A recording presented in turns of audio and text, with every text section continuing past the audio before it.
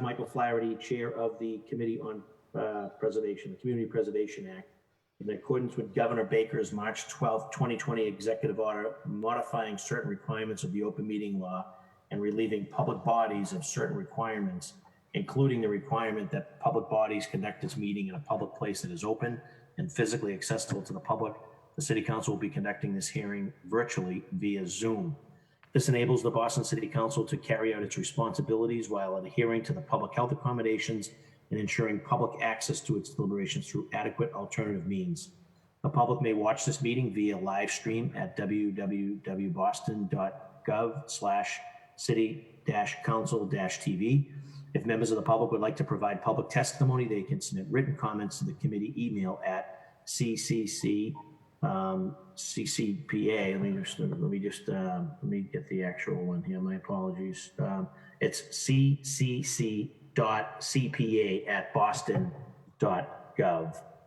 Again, I'll say that ccc.cpa@boston.gov. And those comments will be made part of the record and available to all the members of the council. Many of you have already done that in the past, so thank you for participating, as well as for this hearing. We'll also take public testimony at the end of this hearing. And if you have not emailed Christine O'Donnell to request the Zoom link and to have your name be added to the public testimony list, we encourage you to do so now. This is important because we need information for people who are providing public testimony, especially if you are dialing in with a phone number or if you have an unrecognized username. We do our best to keep these links secure, and it's part of our council procedure. When it is time to receive public testimony, we'll admit you from the waiting room, and you can hit the raise hand function at the bottom of Zoom. I know on my screen it's the blue hand, and we will then receive public testimony in that order. It will also be rebroadcast at a later date on Comcast 8, RCN 82, Verizon 1964. So we are here today on Tuesday, May the 5th, to hold a virtual hearing on a couple dockets. Docket 0614. It's a message and order authorizing the appropriations of $782,392 for the administration and operating expenses of the City of Boston Preservation Committee for the fiscal year 2021, and a further appropriation order in the amount of $24,517,608 for the Community Preservation Fund's estimated annual revenues for fiscal 2021 to be appropriated and reserved for future appropriation.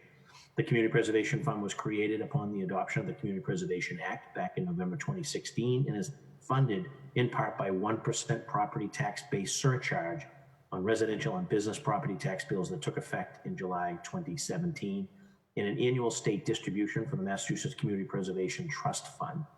This matter was sponsored by Mayor Martin Walsh and referred to the committee on April the 8th, 2020. We will hold, we're going to shift right now, and we're going to take docket 0614 first, and then we'll take docket 0407 after, due to time constraints from Chief Emma Handy. I'd like to know from my colleagues and from members of the public listening in, docket 0614 is the message and order authorizing the funds for administrative and operating cost of the CPC and the appropriation of $25 million for future appropriations.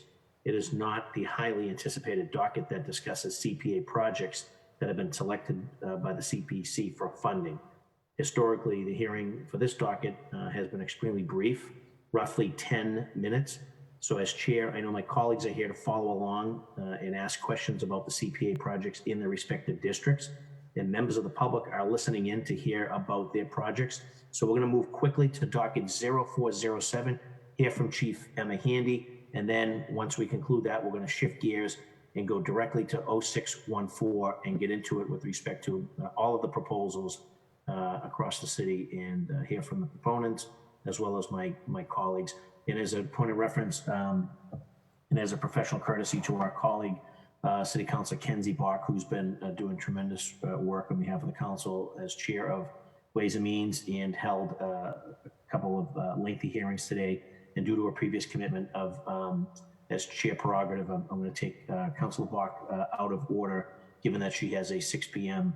and that she's been going all day coordinating on behalf of the council. So Seeing and hearing no objection from my colleagues at the appropriate time, once we open the docket 0614, I'd like to go directly to City Councilor Kenzie Bach. So with that, I'm going to turn it over to Emma Handy to offer comments on the first docket. Thank you, Chairman Flaherty and members of the Boston City Council.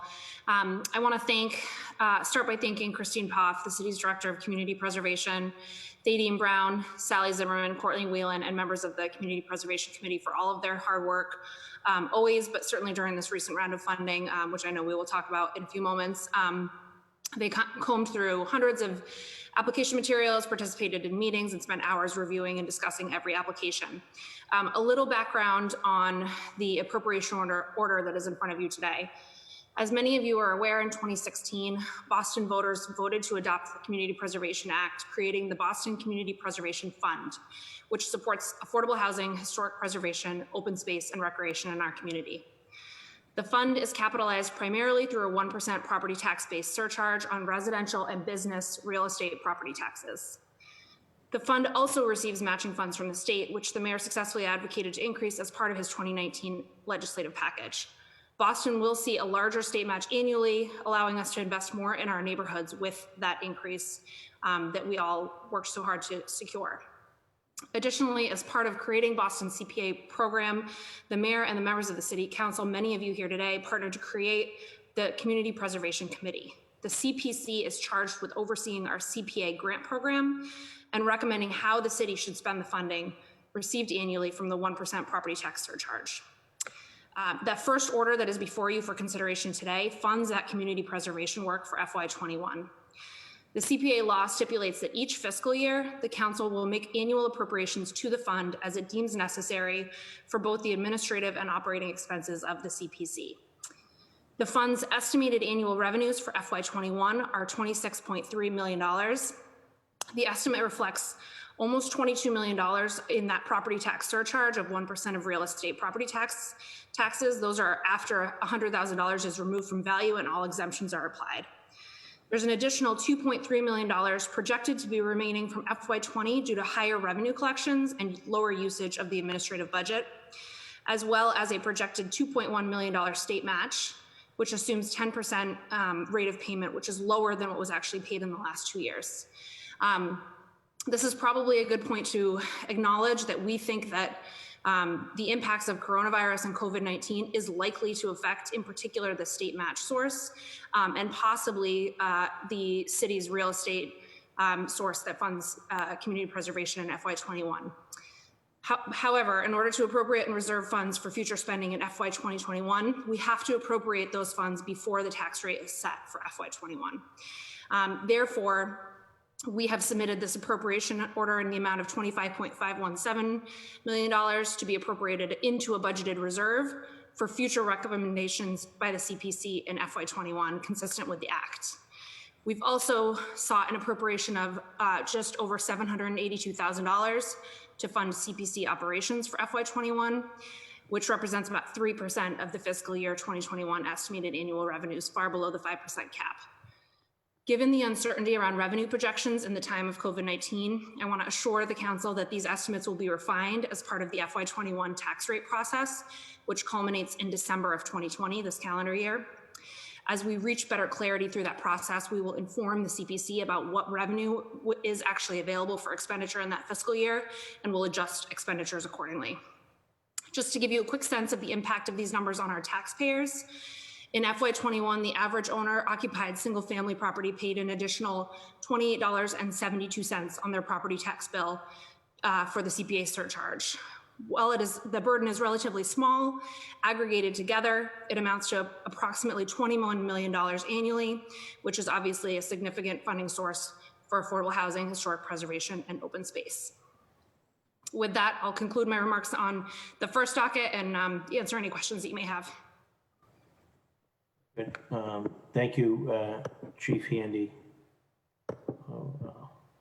And you, to your credit, you answered this. My annual questions are basically how many projects do you anticipate funding in fiscal year 2021, and what's the range of funding that'll be allocated to the different categories. So I guess there's a lot of unknowns given COVID-19 and the impacts, not just with respect to CPA and our overall city budgeting, but as it pertains to the main source, which is surcharge on the property. So I guess we'll sort of hold off on those. And I'll shift to, do you anticipate a need for more staffing or any increases in any administrative or operating costs, given that we've now had a chance to sort of watch, Director Poff and her team, and what's your sense with respect to moving forward? The appropriation requested for the administrative and operating expenditure for the CPC is less than last year's.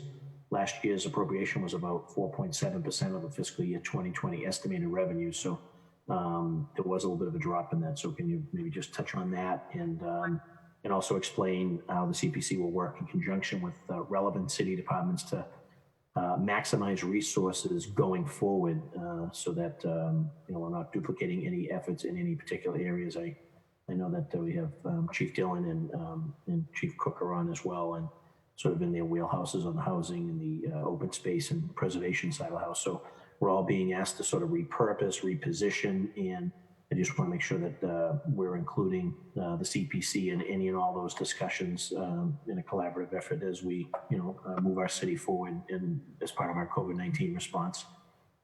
Great. Thank you, Mr. Chairman. Those are very good questions. So the first one on sort of FY20 to FY21 staffing capacity and administrative appropriation, I would say that the difference there is probably more around planning and ramp up.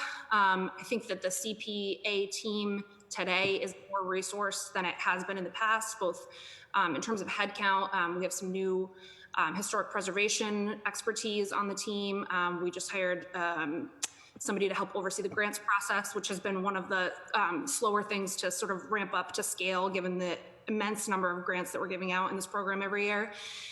So I think the team is certainly well-resourced heading into FY21, and I think has actually more bodies reporting to do the work than planned for, not than planned for in FY20, but then sort of brought on earlier in the year. So I think the FY21 budget, though it may look slightly lower, is a good estimation of that work, and it also has some additional capacity in it for resources that are not yet there. So to the extent that we have identified things, there's some strategic planning money there that we've not yet utilized, and I think there's an additional headcount as well that if needed, we could do that. And I think that does directly tie into your second question, which is around sort of maximizing resources and coordination across city government. A couple of years ago, those relationships and interdependencies were still being, I think, stood up and understood. But at this point, I think the CPA team works very effectively amongst many city departments that have a hand in CPA execution. As you'll hear today, it's not just the work of parks and affordable housing development, but many things that we work with the BPS team on in terms of playgrounds and actually property, public facilities and property management as it gets into sort of historic city buildings. And so Christine and her team have sort of increasingly been making those connections and making that part of their work. And I think that has gone quite well. Very good.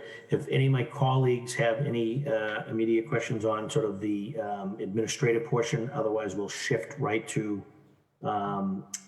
the docket where I think which we're all anxiously awaiting with respect to our constituents in our respective districts. So, and I'm not seeing any desire to do so. I see Councilor Flynn has a question of Emma on the administrative portion of CPC. Thank you, Councilor Flaherty, and thank you, Chief Handy, and to your team. I think this is one of the best city programs we have. I want to say thank you to Councilor Flaherty and Mayor Walsh and my colleagues on the council. My question, Chief, is it's such a great program, and we will see an economic impact in the city very, very soon. But someone like me or homeowners across Boston, is there an opportunity for homeowners to pay additional money, knowing that this is an outstanding program? It's servicing so many people, but is there a way that, you know, middle class and wealthier people also could pay an extra $100 a year just because you're providing exceptional services to parks, to kids, housing? Just any thoughts about that type of, I won't call it a tax, but voluntary donations that you might want to do? That's a great question, Counselor. I've actually not encountered that question before, so let me do a little research into that and I can get back to you on it. Certainly there's lots of avenues for folks to contribute to work that the city does, but I don't know about it actually going directly into the Community Preservation Fund and being able to be leveraged for grants. So let me look into that and I'd be happy to make sure that the council gets that answer. Thank you, Chief. Thank you, Councilor Flynn. And there's one other colleague just has a question, Councilor Julia Mejia. Yes, thank you, and happy birthday to you, Councilor Flaherty. Thank you very much. We'll all be singing happy birthday to you. So I'm just curious, Chief Handy, and because, you know, a lot of folks may not be here, but they're tuning in, and probably are curious to understand the mechanics of how how it all functions and whether or not there's a community component to it.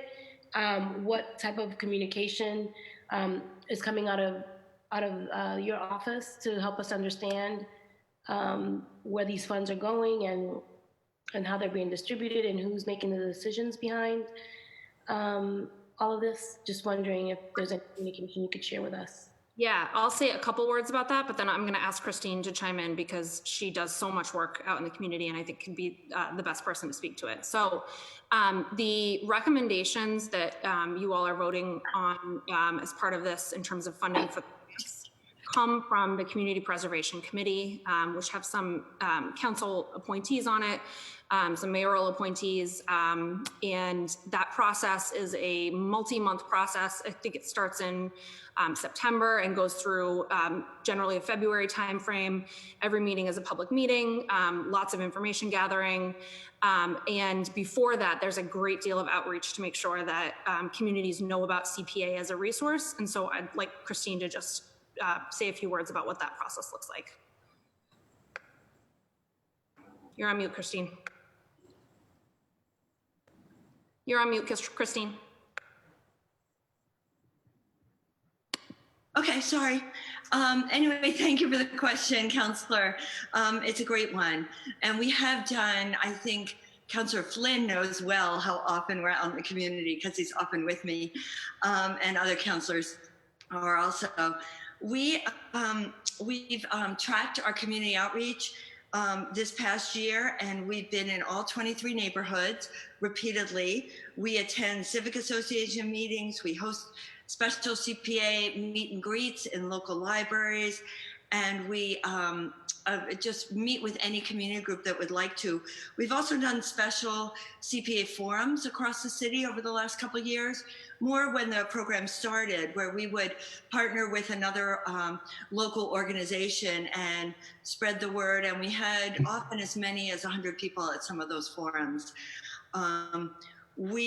You know, the COVID response has changed that, obviously, but we are also joining my colleague Thaddeus Brown, who spearheads all the community relations work, has been attending some of the community groups online over the last month and a half. There's other ways that we try to connect with community. We have a newsletter that goes to 1,200 people, and we're always adding people to that newsletter list. We have a pretty significant social media presence through the city's outlets. There's often tweets and Facebook posts. We also, the website is, I think, a really tight, well-organized website for anybody who's interested in learning more and applying. There's also a map that we will update after your city council vote that has all of the projects by category posted across the neighborhoods on the map, and you can scan over each dot and see what's been funded and read a short description of a project. So we care deeply about the community outreach and want to make sure that community members, nonprofit groups across the city really know that this is an opportunity and a really positive thing for Boston. We feel like we've been really successful, and it's worked. Okay, thank you for that. Numbers later will prove that. Yeah, no, great. Thank you for that. And I just have a follow-up. I'm just wondering and just curious in terms of language access. Are all these platforms that you just mentioned, are we offering translation? Are we hosting things in ways that people, in languages that people can understand as well? Right. So it's been a concern of ours and something we've worked at.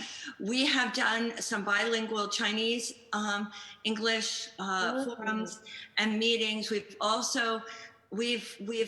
hosted some bilingual Spanish, English. We haven't had a lot of Spanish speakers attend, and that's been of concern. We have a new staff person who's doing contracts and invoicing, kind of more internal work, but one piece of her job description is to potentially do some outreach, and she's bilingual, bicultural, Latina. So we're excited to have brought that on. And we've been working with Immigrant Advancement to think about other ways that we might reach out and do more in other languages. Because it definitely is a, we've done it, we've tried it, we've had a lot, we have flyers translated in the top, I'm not sure, it's at least 5 or 6 languages that we take to all of our community meetings and outreach. But we haven't been as successful in getting people to come to the bilingual meetings that we're hosting. And we'd like to have more. Okay, thank you. And before, no, and I'm just mindful. I don't know. I know Kenzie Bach has Councilor Bach has her grant. I don't know what you have there to keep us in control and check, but I don't want to overextend my time here. So, hey, Michael, I'm looking for you to shut me down. That's good. Well, we're in the preliminary round, so I've seen this case of first impression for you. But as Director Poff has mentioned, clearly we need to do a better job reaching out to the Latino community. So you're a great asset for the council and for Director Poff. So you guys should continue to talk offline, and let's get the message out there across the city. This is a great program, and it's been fully transparent. It's been a great process from day one, and so let's just get some more programs going off to the Latino. And it's really about how we identify communities to come. We have worked with EBA, with JPNDC. So we've hosted several meetings that were bilingual Spanish English. We just felt disappointed and we've had flyers and we've done outreach in other languages, but just been disappointed in the attendance and participation. Good stuff. So we're now going to transition to the main event, which is docket 0407. Thank you to the Chief Financial Officer, Emma Haney, for joining us, and you're free if your schedule permits to stick around, but I know that you have scheduling engagement as well. My colleagues that are joining us in order of their arrival: Council President Janey, Ricardo Arroyo, Councilor Ed Flynn, Councilor Liz Braden, Councilor Julie Mejia, Councilor Matt O'Malley, Councilor Sabi George. And as a courtesy, we've agreed to take our colleague, City Councilor Kenzie Bach, out of order just from a previous time commitment plus her day. So as we move there, it's important to note that I want to explain just briefly the format for this hearing and how members of the public can expect to provide public testimony. Typically, one of my favorite parts of holding the hearing on funding allocation for CPA projects is that all public testimony here will involve all of our residents and each and every one of the projects. Unfortunately, this hearing is a virtual hearing, so it poses some unique challenges to that format. So in an effort to try to accommodate public testimony, we have decided first to have members of the administration do a very brief presentation about each project, broken down by the funding area and neighborhood. And at the conclusion of the brief presentation, we'll allow questions from my colleagues, then turn it over to public testimony. Many applicants have already sent in testimony via email to myself and to my colleagues, and we've been receiving a lot of calls over the last several weeks. And there's no obligation to testify during the hearing. Written testimony will suffice for that oral testimony. My colleagues and I also received public testimony as part of the file for today's hearing as well. When it is time to receive public testimony, we'll read the names out loud. We'll take you out of the waiting room and then receive public testimony in the order that we received it. We did have members of the public RSVP in advance, So those folks will be called first to testify. That said, I want to give my colleague, Councilor Kinsey Bach, an opportunity to give an opening comment and anything specific in her district. Then we're going to transition first to Director Poff, then to Chief Dillon, then to Chief Cook, and then we'll get into the council Q&A on the project. So, Councilor Bach, you're recognized. Thank you so much, Councilor Flaherty, and I'll keep my remarks brief. I, as many people know, was involved in running the campaign to pass the Community Preservation Act in 2016 with many allies, some of whom are speaking for the administration today, some of whom are now my colleagues on the council, and a large number of whom are community members. Those who are now involved with projects that are receiving these dollars, and those who are not, but who knew how important these three legs of the stool, affordable housing, parks, and historic preservation are to our city. And so I just think as a citizen-led, citizen-initiated program that really brings projects back to our neighborhoods that people love. I have a very particular place in my heart for the Community Preservation Act, and am really grateful to the CPC and to everybody who's involved in the process. So I just want to say briefly that I'm thrilled about some of the overarching programs in this set of awards, including the $4 million for ONE+Boston to really fund home ownership support for our first-time home buyers in the city. I think that's so important, and I'm just so glad to see the city continuing to step up its involvement there and doing it in a sort of novel way that involves buying down the interest rate for families for a long time. I think that my hope is that, it's a very difficult market in which to buy or sell a house right now, but I think my hope is that as we move into the fall, there's an opportunity for some of our first-time home buyers to consolidate wealth and help close the racial wealth gap with that money. So just really want to appreciate that. Appreciate in my district the money for planting trees on the Esplanade, the money to support Harry Ellis Dickinson Park, which has been a real labor of love for the Faneuil Civic Association. The Gibson House. When I wanted a break on my campaign, I convinced my campaign manager that going on a 2-hour tour of the Gibson House would be a legitimate activity for me. But it's a real historic treasure, and I'm so glad we're finding a way to support it in this budget. And then a stone's throw from my home, but technically in Ed Flynn's district, the Peter Faneuil House is a real example of how the affordable housing goals can come together with the historic preservation ones, something that we've had a lot of really successful projects over time in, and glad to see that there's a way to support their outdoor space in this budget. So I'm thrilled by these. I think the one overarching comment that I wanted to make besides all of those was that I'm also really encouraged to see how many affordable housing projects we're funding with this. I literally talked to thousands and thousands of Bostonians when we were passing this, the Community Preservation Act, and people are thrilled about all three legs of this stool, but I think there's no question that the yes vote north of 70% was driven strongly by a sense of crisis in the city around housing. And I think as we move into this new hard time, that crisis that we're already experiencing persists. And so I know that, in the initial rounds of CPA, in terms of just getting a pipeline of affordable housing projects involved, there was initially a little bit of a delay on that. And so I'm just really heartened to see that percentage this year up more towards, I think it's 65% of this year's award. And I think that really jibes with the passion I saw around that issue in the campaign. So again, just huge credit to, and I also want to say, I sent this note to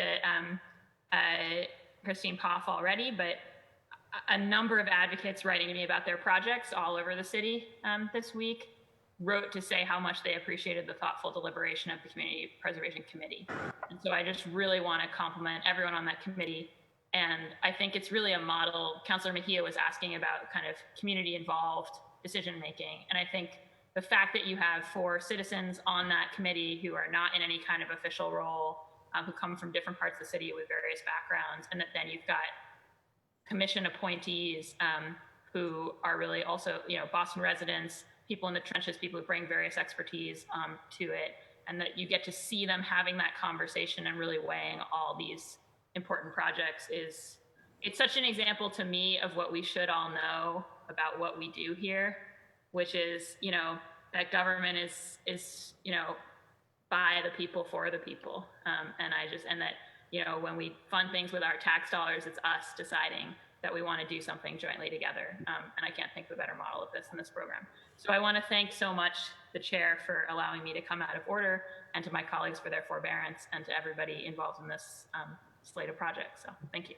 Very good. Thank you, Councilor Bach. Thank you, obviously, for your advocacy before you joined the council, particularly on the architecture and the drafting side, which was very helpful. And also, I see our colleague, City Councilor Andrea Campbell, has also rejoined us as well, and for her efforts working with me and all of our colleagues co-sponsoring on the community preservation side for all the council business on that. So good to see her with us. So with that, Christine Poff, if you could take it from here. I know that Chief Dillon will go through the affordable housing projects, and then Chief Chris Cook will go through the historic preservation. I think Chief Handy has opening remarks, and then I'll move in, if that's okay, Councilor. Yeah, not a problem. So that'd be great. So that'd be great. Sam, as the CFO, if you could open up on docket 0407. Yeah, I'll be very brief, but I think particularly in light of Councillor Bach's comments about just sort of the overall impact that this program has had, just want to take a quick sort of summary ride on the impact that we've had over the past 3 years through community preservation. Since our first grant round in 2018, with this approval of these awards that are before you today, we will have awarded over $67 million to 131 projects. In the past 3 years of the program, we have preserved and created nearly 700 units of affordable housing, including home ownership, as the councilor mentioned, and projects that provide affordable housing for older adults and veterans. We have provided programs that support first-time homebuyers and prevent displacement. We've added over 150 trees to Boston's tree canopy, created urban farms and community gardens. We've preserved 56 historic buildings and sites, and built 7 new Boston Public School playgrounds, which serve over 2,100 BPS students and provide them access to safe and inclusive play, should we ever be able to open them again after coronavirus, during and after the school hours.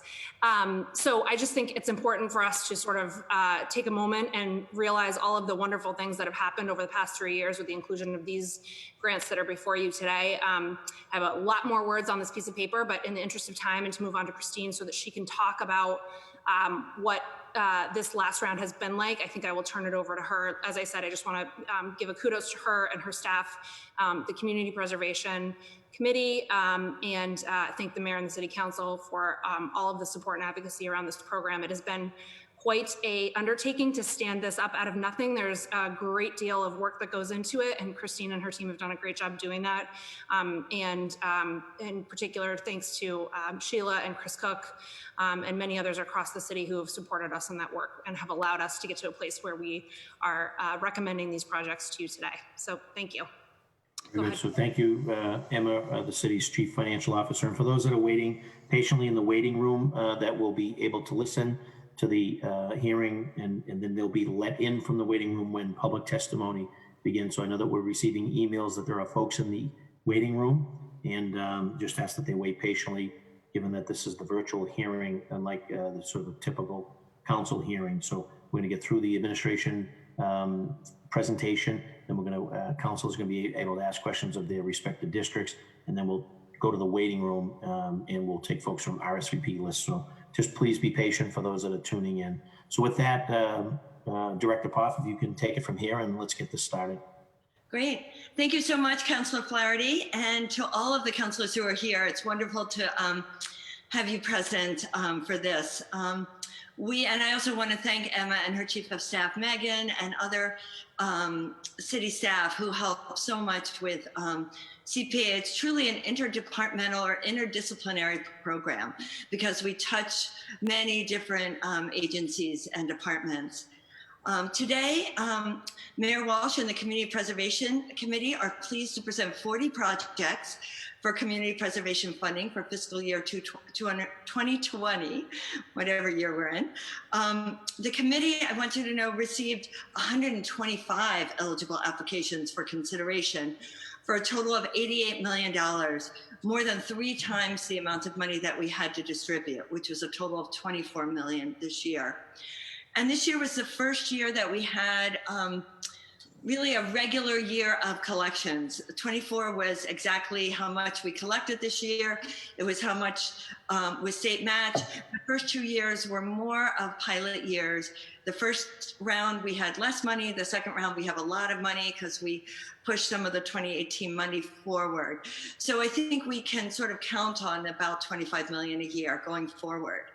The Community Preservation Committee, or the CPC, continues to prioritize projects in a couple different ways. They want to serve the broadest residents. They want to create equity across the city, and they want to follow the city's 2030 and other plans. It's really, as Emma said, it's really a remarkable committee. We are so lucky that this was our inaugural group helping to do this deliberation. The committee meetings are very transparent and open. The group is, they just have a lot of really intelligent, interesting things to say. Nobody commands attention. Nobody has their pet peeves. And we just have an excellent group to work with, which makes a big difference. And part of that's due to the council, who chose 4 community members to be on that committee.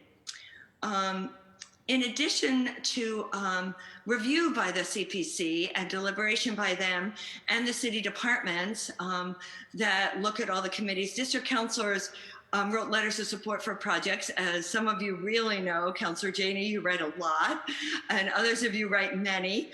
And we just want to thank you so much for taking the time to do this. So I want to talk a little bit about how this round, the 2020 round, compared to our first 2, 2018 and 2019.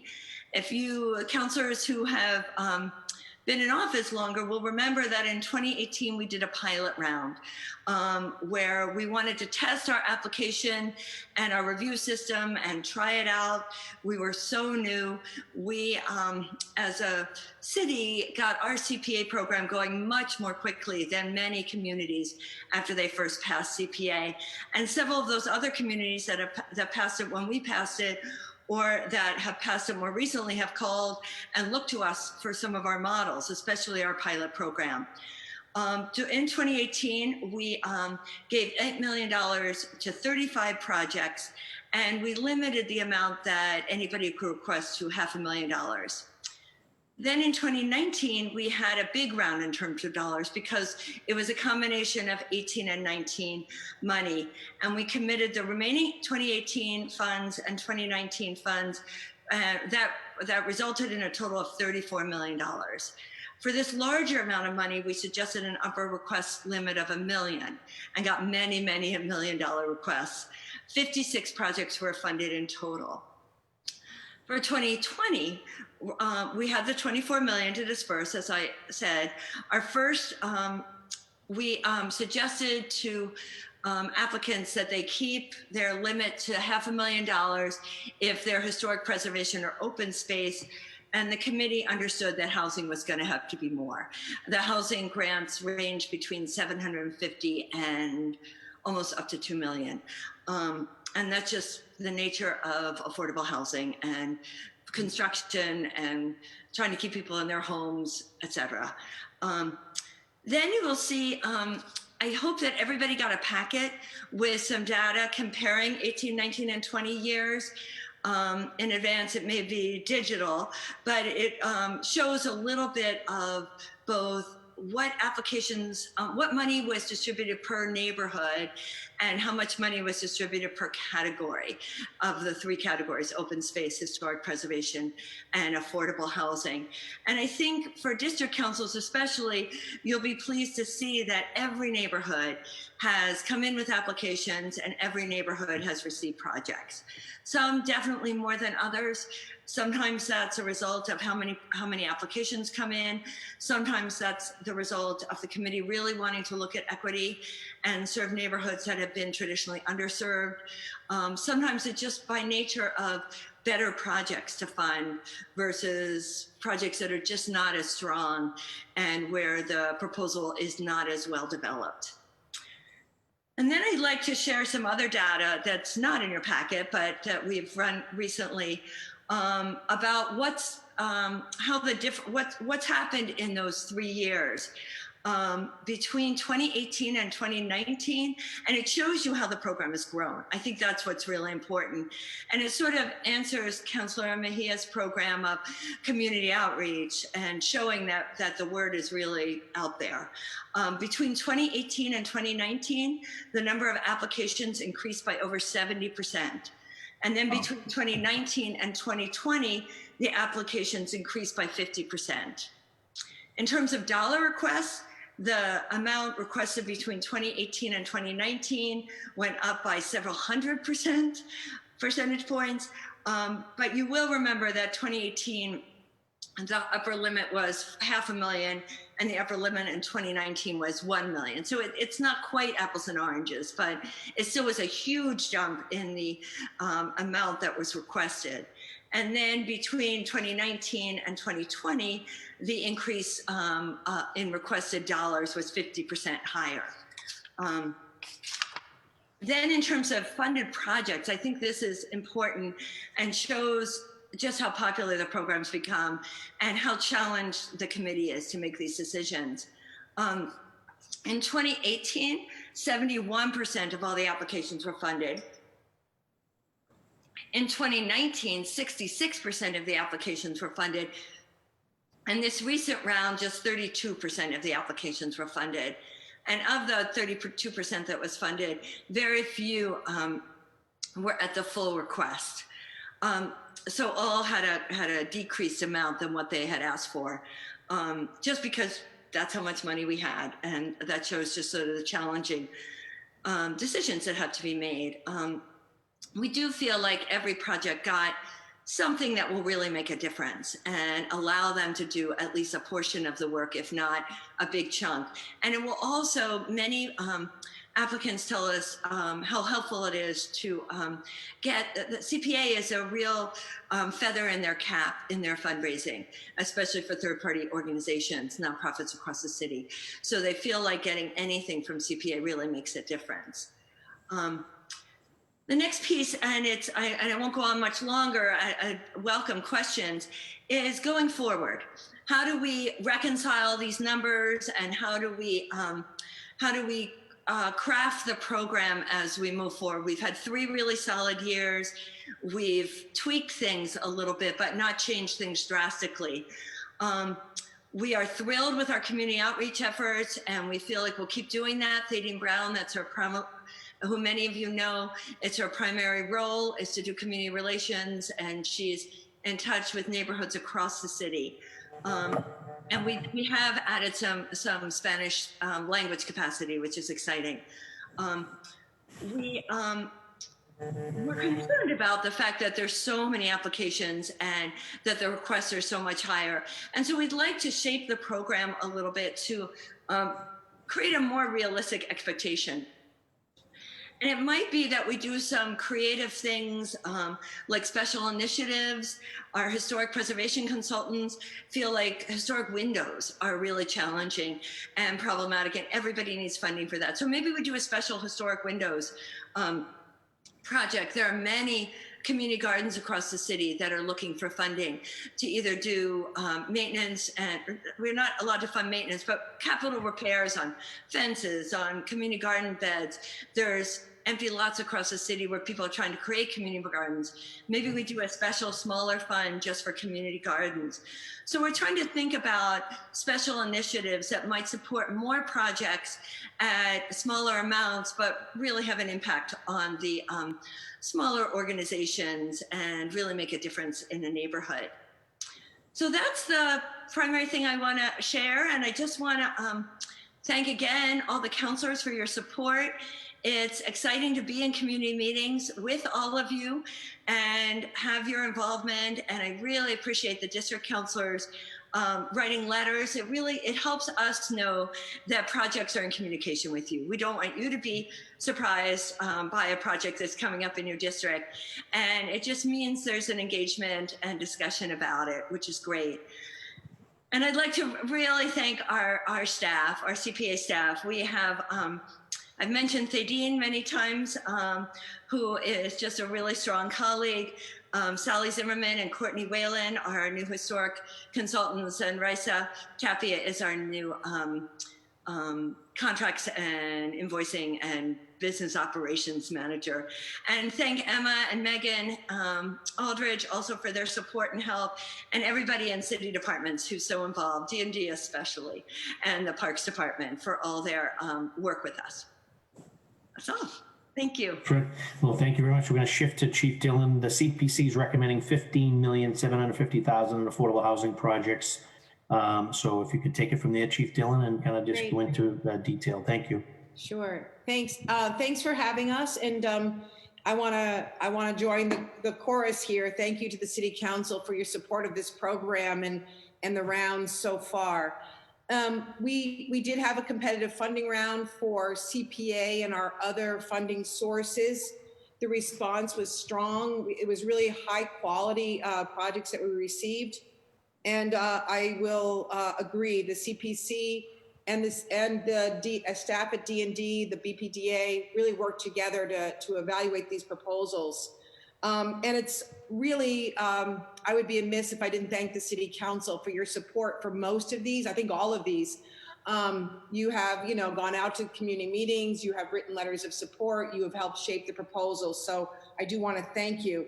The CPC is recommending projects that serve special populations, home ownership, deeper affordability across many neighborhoods. So with that said, I'm joined here with Jessica Boatwright, who has probably more of the details on every single one of these projects. So if questions come up, I think between the two of us, we'll be able to answer them.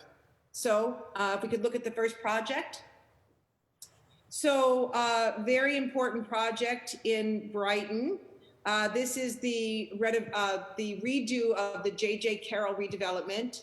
It will replace 64 public housing apartments and add 79 badly needed apartments, and provide a lot of community space and office space for the PACE program. Two Life at Brighton is going to be the developer. They're the chosen developer by the Boston Housing Authority. And I can't say enough. I just got to call out Two Life for a quick second. They have 1,400 units, I believe, of housing that supports our senior population. And through this COVID crisis, they have been doing a fabulous job keeping their population safe. So all the residents here at J.J. Carroll will also be able to partake in a very, very rich array of services. So we're anticipating that if all goes well, this will start this fall and complete in the summer of 2022.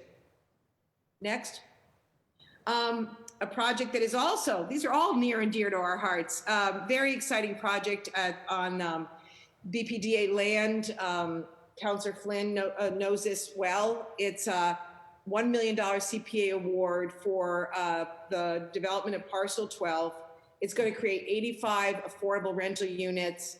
It's also going to provide the DoubleTree additional space, parking for Tufts, et cetera, and the home of a new library. So just a wonderful, well-rounded development, well received in the community. We're really excited to get this going to meet the affordable housing needs in Chinatown. Next. I think given what we've been through in the last 4 or 5 weeks, this project has even more meaning. This will create 202 units of affordable housing, and 140 of those units will be permanent supportive housing for our homeless population with very, very rich services. Pine Street and the community builders are the development team, a very, very strong development team.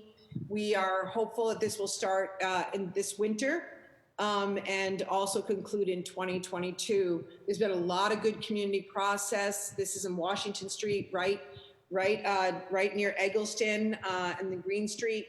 So we are really excited that this project is going to be well received and the residents welcome in this neighborhood. As part of the Nubian Square revitalization, this is the parking lot. It's best described the parking lot right next to Haley House. and a very skilled development team, New Atlantic Development, teaming up with the Dream Development, Dream Collaborative, is going to develop 74 mixed income units, including artist housing and 8 CPA supported home ownership units. It's a beautiful development. It's the right scale. It's just a very, very attractive. They really got it right. Active first floor where Haley House is going to be, and shared workspace. Terrific development. We're hoping that this will start in the fall and complete. I think there's a little typo, and complete also in 2022. But just part of a revitalization and great community process. I want to call out Councilor Janey and her involvement in a very thoughtful rollout of city-owned land. Good community process, and I think that we ended up with some very high quality projects. Part of that same initiative, we put out city land right outside of Dudley on 75 Dudley Street. It's going to create 20 residential communities and 1 retail space. The building is almost a phase 2 of Madison Park Development Corporation's condominium home ownership project. It's creating affordable home ownership, which we want to see more people buy and put down roots, especially in this wonderful neighborhood. It's really between the Highland Park and the square. So it's just a great location, transit oriented, nice designs. We are hoping that this too will be completed in the summer of 2022. Fountain Hill affordable home ownership. I want to thank all the city councilors that worked on this. This had a long community process. The community wasn't pleased with the density, but a lot of folks got in and helped the conversation. It's now 40 units of affordable home ownership. The developer is Oxbow Urban. It's filling a long vacant urban renewal site with affordable home ownership. We anticipate that it's going to be a 14-month construction period and occupied by new owners in 2022. And they're receiving a CPA award of $1.5 million. The residence off Baker is important for many reasons. It's increasing the affordable housing in West Roxbury, and B'nai B'rith is the housing developer. They bought a permitted project from a developer that didn't want to move forward, which was a good thing, but it had a very good community process. I want to thank Councillor O'Malley for his work on this. It provides family housing for low, moderate income, and it also has workforce, slightly higher tier of income. It serves a higher tier. 15-month construction period. We also expect a completion date in the fall of 2022. So it's great to see additional affordable family housing being built in West Roxbury. As Councillor Bach mentioned, the CPC committee agreed to provide $4 million for the ONE+ program. This is a home ownership program that is unique to Boston. It takes the ONE+Boston mortgage product and buys the interest rate down even further, up to 100 basis points, so one full percentage point. This allows homeowners going out in the market to purchase more money because they're more house because their mortgage payments will be lower.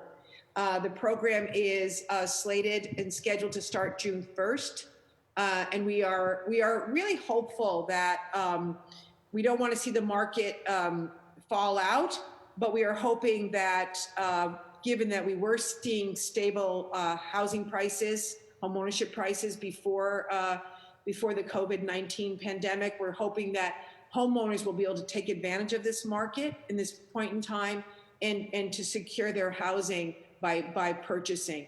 It's really important that we get more Bostonians buying a home and getting equity and stabilizing everything that homeownership provides. So we're working in partnership with MHP Fund and the Mass Affordable Housing Alliance. So I want to thank them for their partnership and work on this. And then finally, We are the CPC and CPA dollars are going to continue to invest in the acquisition opportunity program. This is a program where nonprofits and for-profits go out, purchase occupied properties in the market, and then with our help, they get resources from the city, CPA and other city resources, and it allows tenants to stay, and it creates permanently affordable housing for the individual neighborhoods. So we're really excited about this. It's a good program. It moves quickly, and we're getting in a rhythm. Since we had a goal of buying 1,000 units, I hope we exceed that. But since AOP began in 2016, development partners have acquired 51 buildings, creating almost 300 restricted units. And these are units that exist, so it moves very quickly. And as you all know, because you receive the calls, when properties change hands, that's oftentimes when we see a lot of pain. Developers come in and they raise rents, or they don't want to, allow a tenant at will to stay. So this allows us to create permanently affordable housing while protecting tenancies. So we're really pleased to have another $4 million to continue this important program. I think that's all I have. And Councilor Flaherty, I don't know if you want to take questions at the very end of the presentation or. Thank you, Sheila. Well, I just didn't, as a courtesy, maybe to Chief Cook, we can, first of all, let me recognize our colleague, City Councilor Lydia Edwards has also joined us. And if Chief Cook can maybe be as brief and succinct as you were on the historic preservation and open space, we can get the administration presentation completed and then get right into Q&A. Very good. Thank you. Sure thing. Chief Cook, you with us? Good to see you. It's very good to see you, sir. Just doing a volume check. Are you able to hear me okay? We can hear you loud and clear. Okay, great. So I will be brief. The only opening comments that I would have is, again, thank you to the CPA committee. We're really excited about the work that is reflected with these potential awardees, and we really are hopeful that the City Council will approve of this nominated list. What I do want to flag is that I'll be presenting a lot of projects very quickly. That's really just a function of my title. This is a reflection of how incredibly hardworking the community members, the nonprofit volunteers, the people who put these applications together, and the people who have really fought to not only protect these spaces, but also protect these buildings over the years. So I'm very honored and humbled to present this list for your review, but it's not an indication necessarily of our work. It's really a reflection of how hardworking the community has been. So the first is the floor structure repairs for the Gibson House Museum in the Back Bay, and you're going to see a reoccurring theme of infrastructure in some of these historic preservation buildings. There's absolutely no doubt about the historic value of this. I mean, the Gibson House, it's easily one of the Back Bay's earliest private homes, and as Councillor Bach highlighted, she was one of those 3,000 visitors that visit the house annually. So we're excited that this is being considered for an amount of $95,000. If you can move to the next slide, please. The next is Peter Faneuil House Façade restoration in Beacon Hill. Chief Dillon already highlighted how important the work is of some of the different groups that are engaged with affordable housing within the city. This is managed by Rogerson Communities, and it provides 48 units of critically needed affordable housing. What this will able to do is this will enable us to protect the weathered brick and limestone facade that will be preserved so that the neighborhood standards, the building remains in keeping with that. It's an award of $340,000. Without it, it's unlikely that we would be able to protect this beautiful historic facade. Next slide, please. Moving into Charlestown, you look at the John F. Kennedy Family Service Center. This center offers a whole range of different programs. Perhaps most important is Head Start, but it also has the ability to be stood up for crisis response. The award is for $400,000 for critical roof repairs.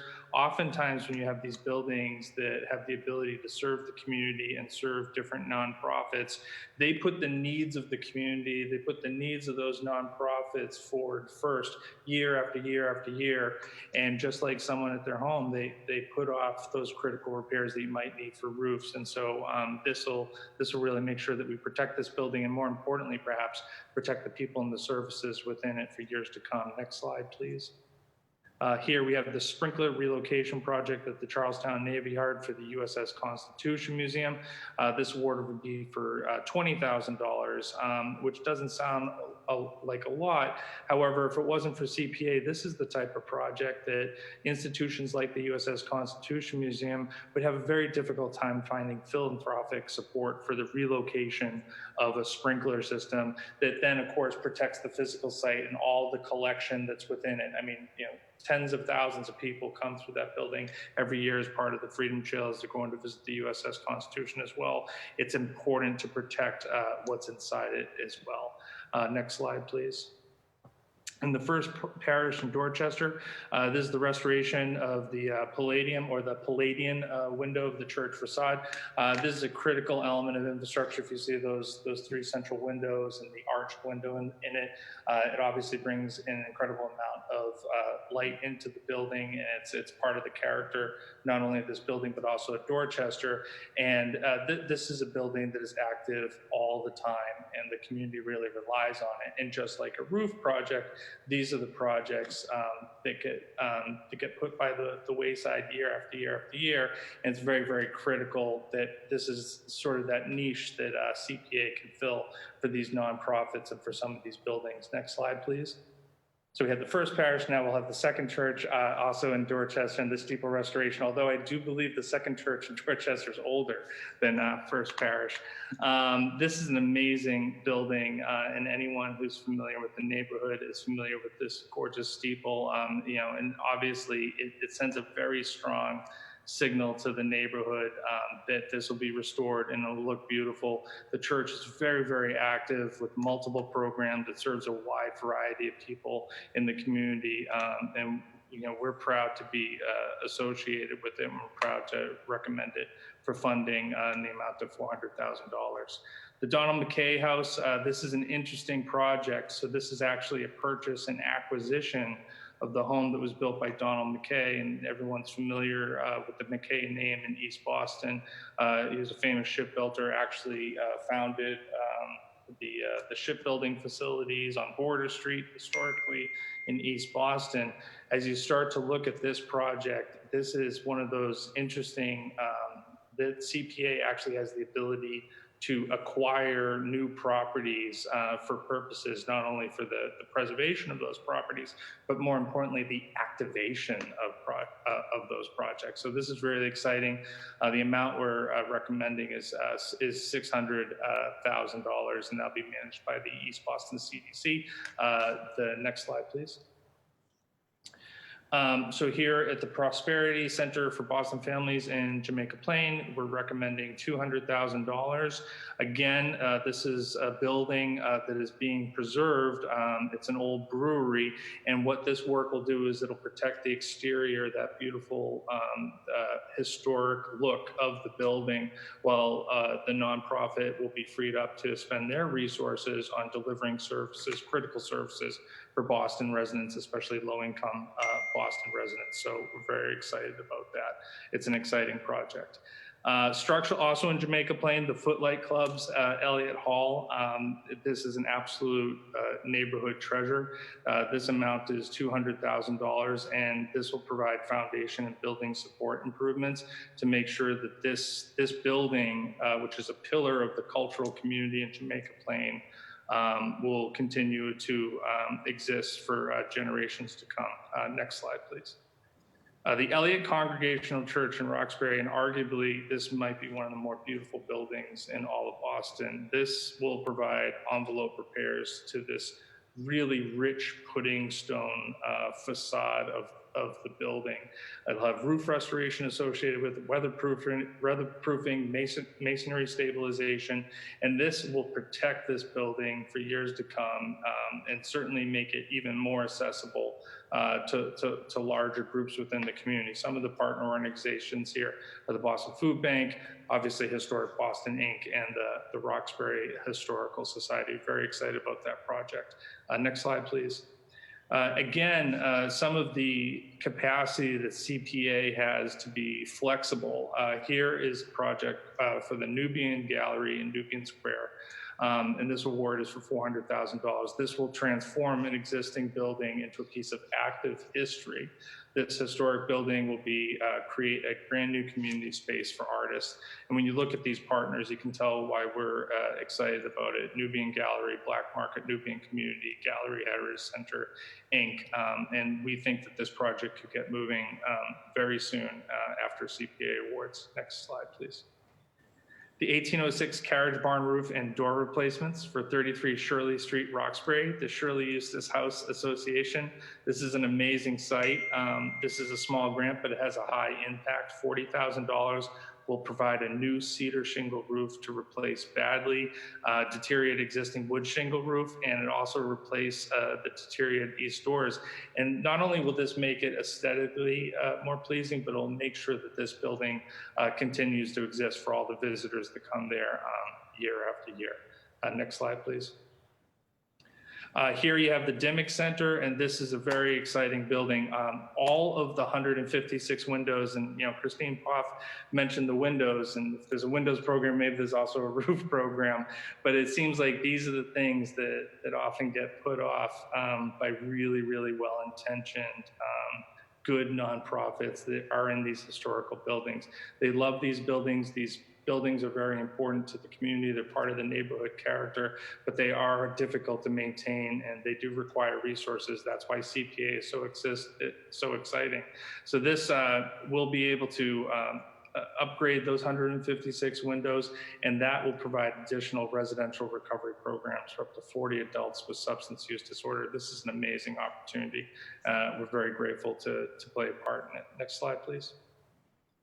Here at the USS Kearsarge Memorial Refurbishment in Marine Park in South Boston, if anyone's been familiar with this, I know Councilor Flynn, Councilor Flaherty, it's been near and dear to your heart. This memorial actually deserves to be maintained in a better fashion. This project that will help stabilize this memorial and make sure that we're honoring it in a very specific way.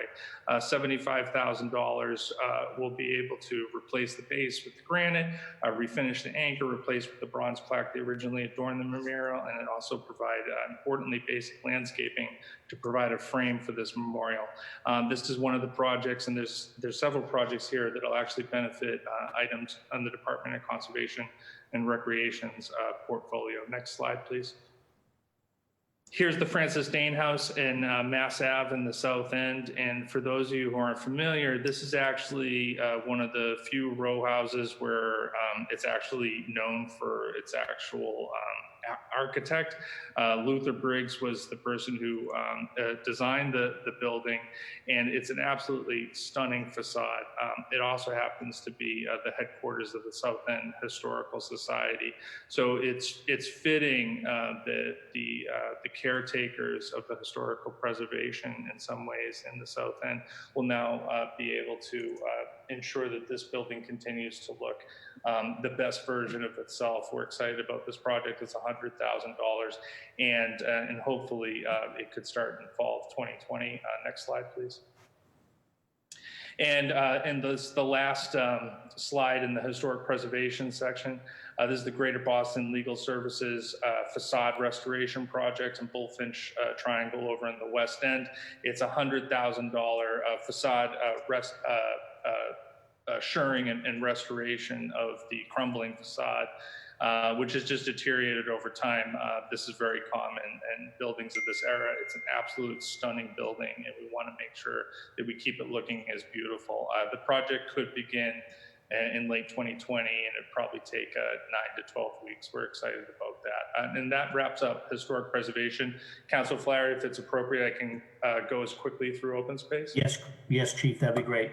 Great, thank you very much. So starting in the Back Bay with the Esplanade Association, this is something that is near and dear to my heart. It's tree planting, so it's the expansion of the tree canopy.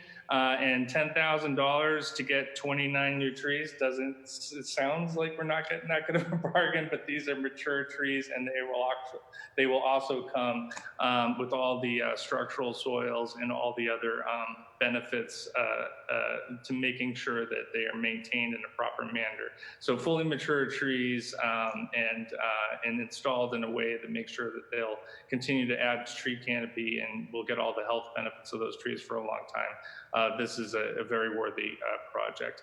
The Winship School Playground in Brighton, Mass. If anyone's ever been by this playground, it's very much in need of an upgrade.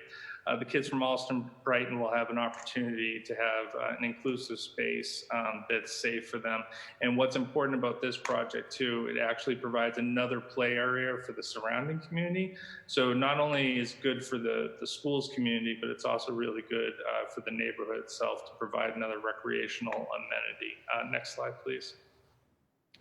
The Chinatown Backyard Asian Community Development Corporation. I mean, anytime you have an opportunity to take a vacant space and turn it into an open space, and that's a theme that you'll hear in some of these grantees, this $500,000 will do just that. And when you start to look at Chinatown and the socially vulnerable population that we have there, and the lack of access to open space that they have, this is going to be really critical.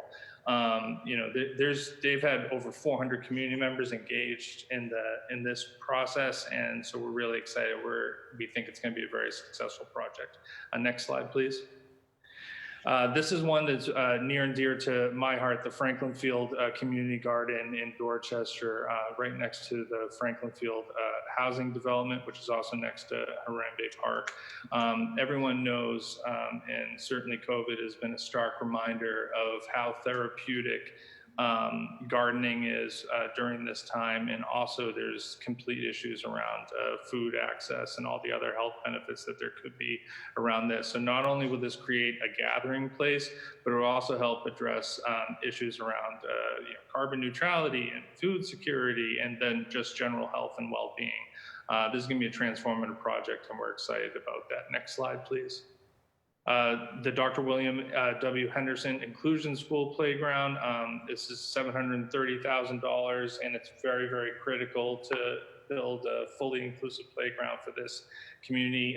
For those of you who are familiar with the Henderson Inclusion School, it's a full inclusion school, and those kids deserve the absolute best, and they deserve a space where all people are welcome, regardless of any physical, social, behavioral abilities that they have. So we're excited about this project.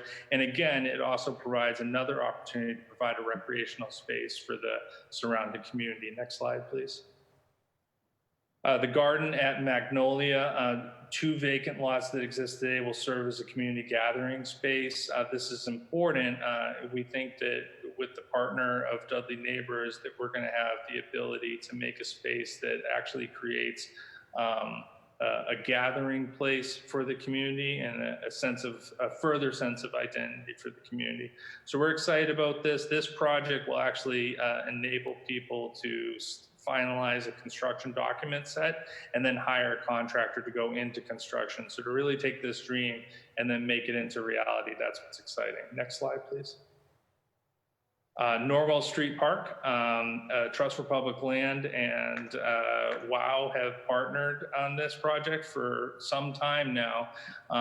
This $800,000 recommended is going to create a brand new park that's going to have access to the commuter rail and access to the T, and will be part of the planned Fairmont Greenway. And so it provides all sorts of different access points for people to really enjoy this this destination park, which will also be a neighborhood district park at the same time. You know, West of Washington has really been driving this process. Trust for Public Land has been supporting it. What's exciting about this project is that it'll also be permanently protected because the ownership of the park itself will actually be transferred over to the Boston Parks and Recreation Department upon its completion. Next slide, please. The Harry Ellis Dickinson Park, Councilor Bach mentioned how special a place this is. And this is a very simple but very important project, especially as we look at climate adaptation and the need to keep these spaces beautiful. This is for the installation of irrigation in this public works owned pocket park in East Faneuil, which is largely beautiful because the community has kept it beautiful for years. It'll be easier for them to do so with this installation of irrigation. So we're excited about this project. Next slide, please. Chittick Park and Mattapan, the Parks Department is the actual applicant in here, and we also have partnerships with the Neighborhood Association as well as Trust for Public Land, who for the past the previous school year led a design process with the Chittick Elementary School students themselves, as well as the teachers. Boston is one of only 2 cities in America where 100% of our residents live within a 10-minute walk of a park. But even within that framework, even with our residents living within a 10-minute walk to a park, there are still inequities. And here on the border of Hyde Park and Mattapan, this is a largely underserved neighborhood by recreational open space. So not only are these kids going to have this really transformational open space that's really highly programmed and make sure that it's relevant for all best practices of outdoor recreational activity, but the community itself will also now have a gathering space and a sense of identity around this open space, and it'll start a new relationship with the school. So we're very excited for this project. Next slide, please. 632 Moulton Street, the Boston Food Forest Coalition. This is amazing. When you start to look at our open space goals and activities, whether it's to achieve carbon neutrality, which means you have to adapt to a carbon-free future, or to prepare for a heat island and the heat island effect, and any opportunity you have to take a vacant corner lot and then actually turn it into a food forest, right? So there's going to be a community farm with these fruit trees, and there'll be a gathering place with benches and then educational signage. This is an opportunity where you can actually transform the built urban environment to reintroduce nature and all the benefits that welcome. So we're excited that this is being considered. Next slide. Again, I get very excited about trees. $5,000 to plant trees in Mount Hope Cemetery.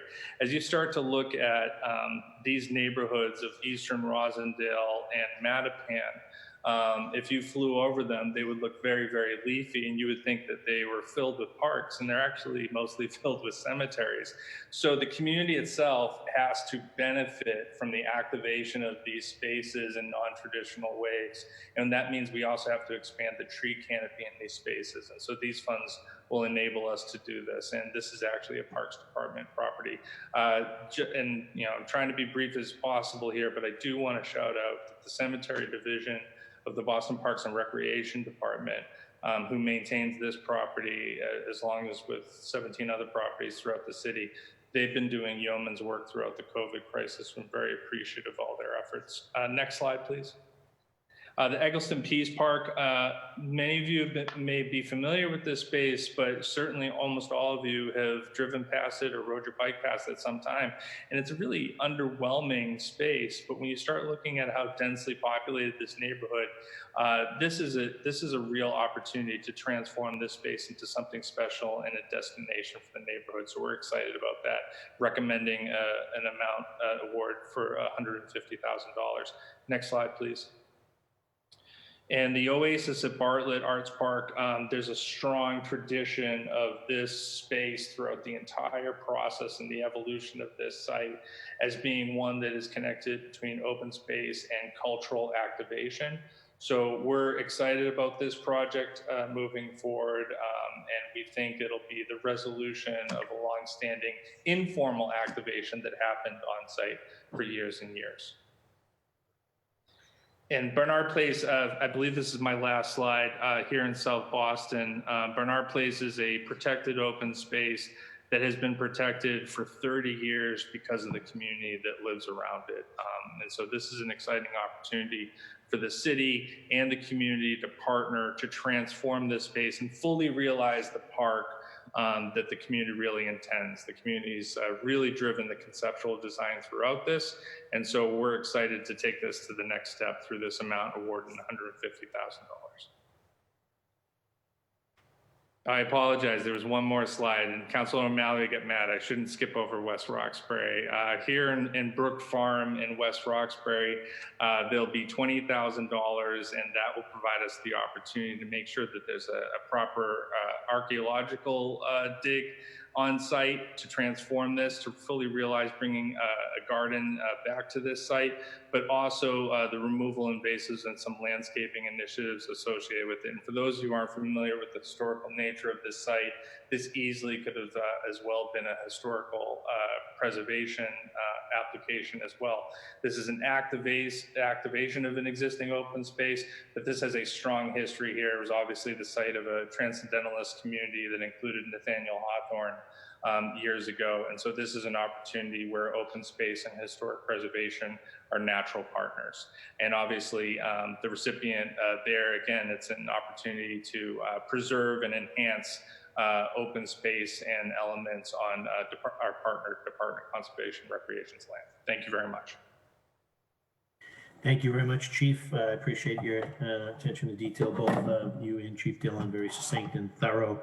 And obviously the slideshow speaks for itself. So very exciting for our city and for all of our neighborhoods, as well as all of my colleagues, particularly my district colleagues who get to share in some of the excitement with their neighbors and their constituents. So with that, I'm gonna just get right into testimony. Just ask my colleagues. And I know that we have folks that we've joined that have joined us from the chat room. I can see Tom Callahan from Mahar, and so would be remiss if we don't recognize him immediately and thank him for all of his hard work and efforts over the years and his stick-to-itness with his him and his organization when they tried initially and came up a little short, but stayed with it, and we're thankful that they did, because we're having such an amazing opportunity here with 24 million being dispersed across the city that would not have happened had Mahar and others not stayed with the fight. So we appreciate that.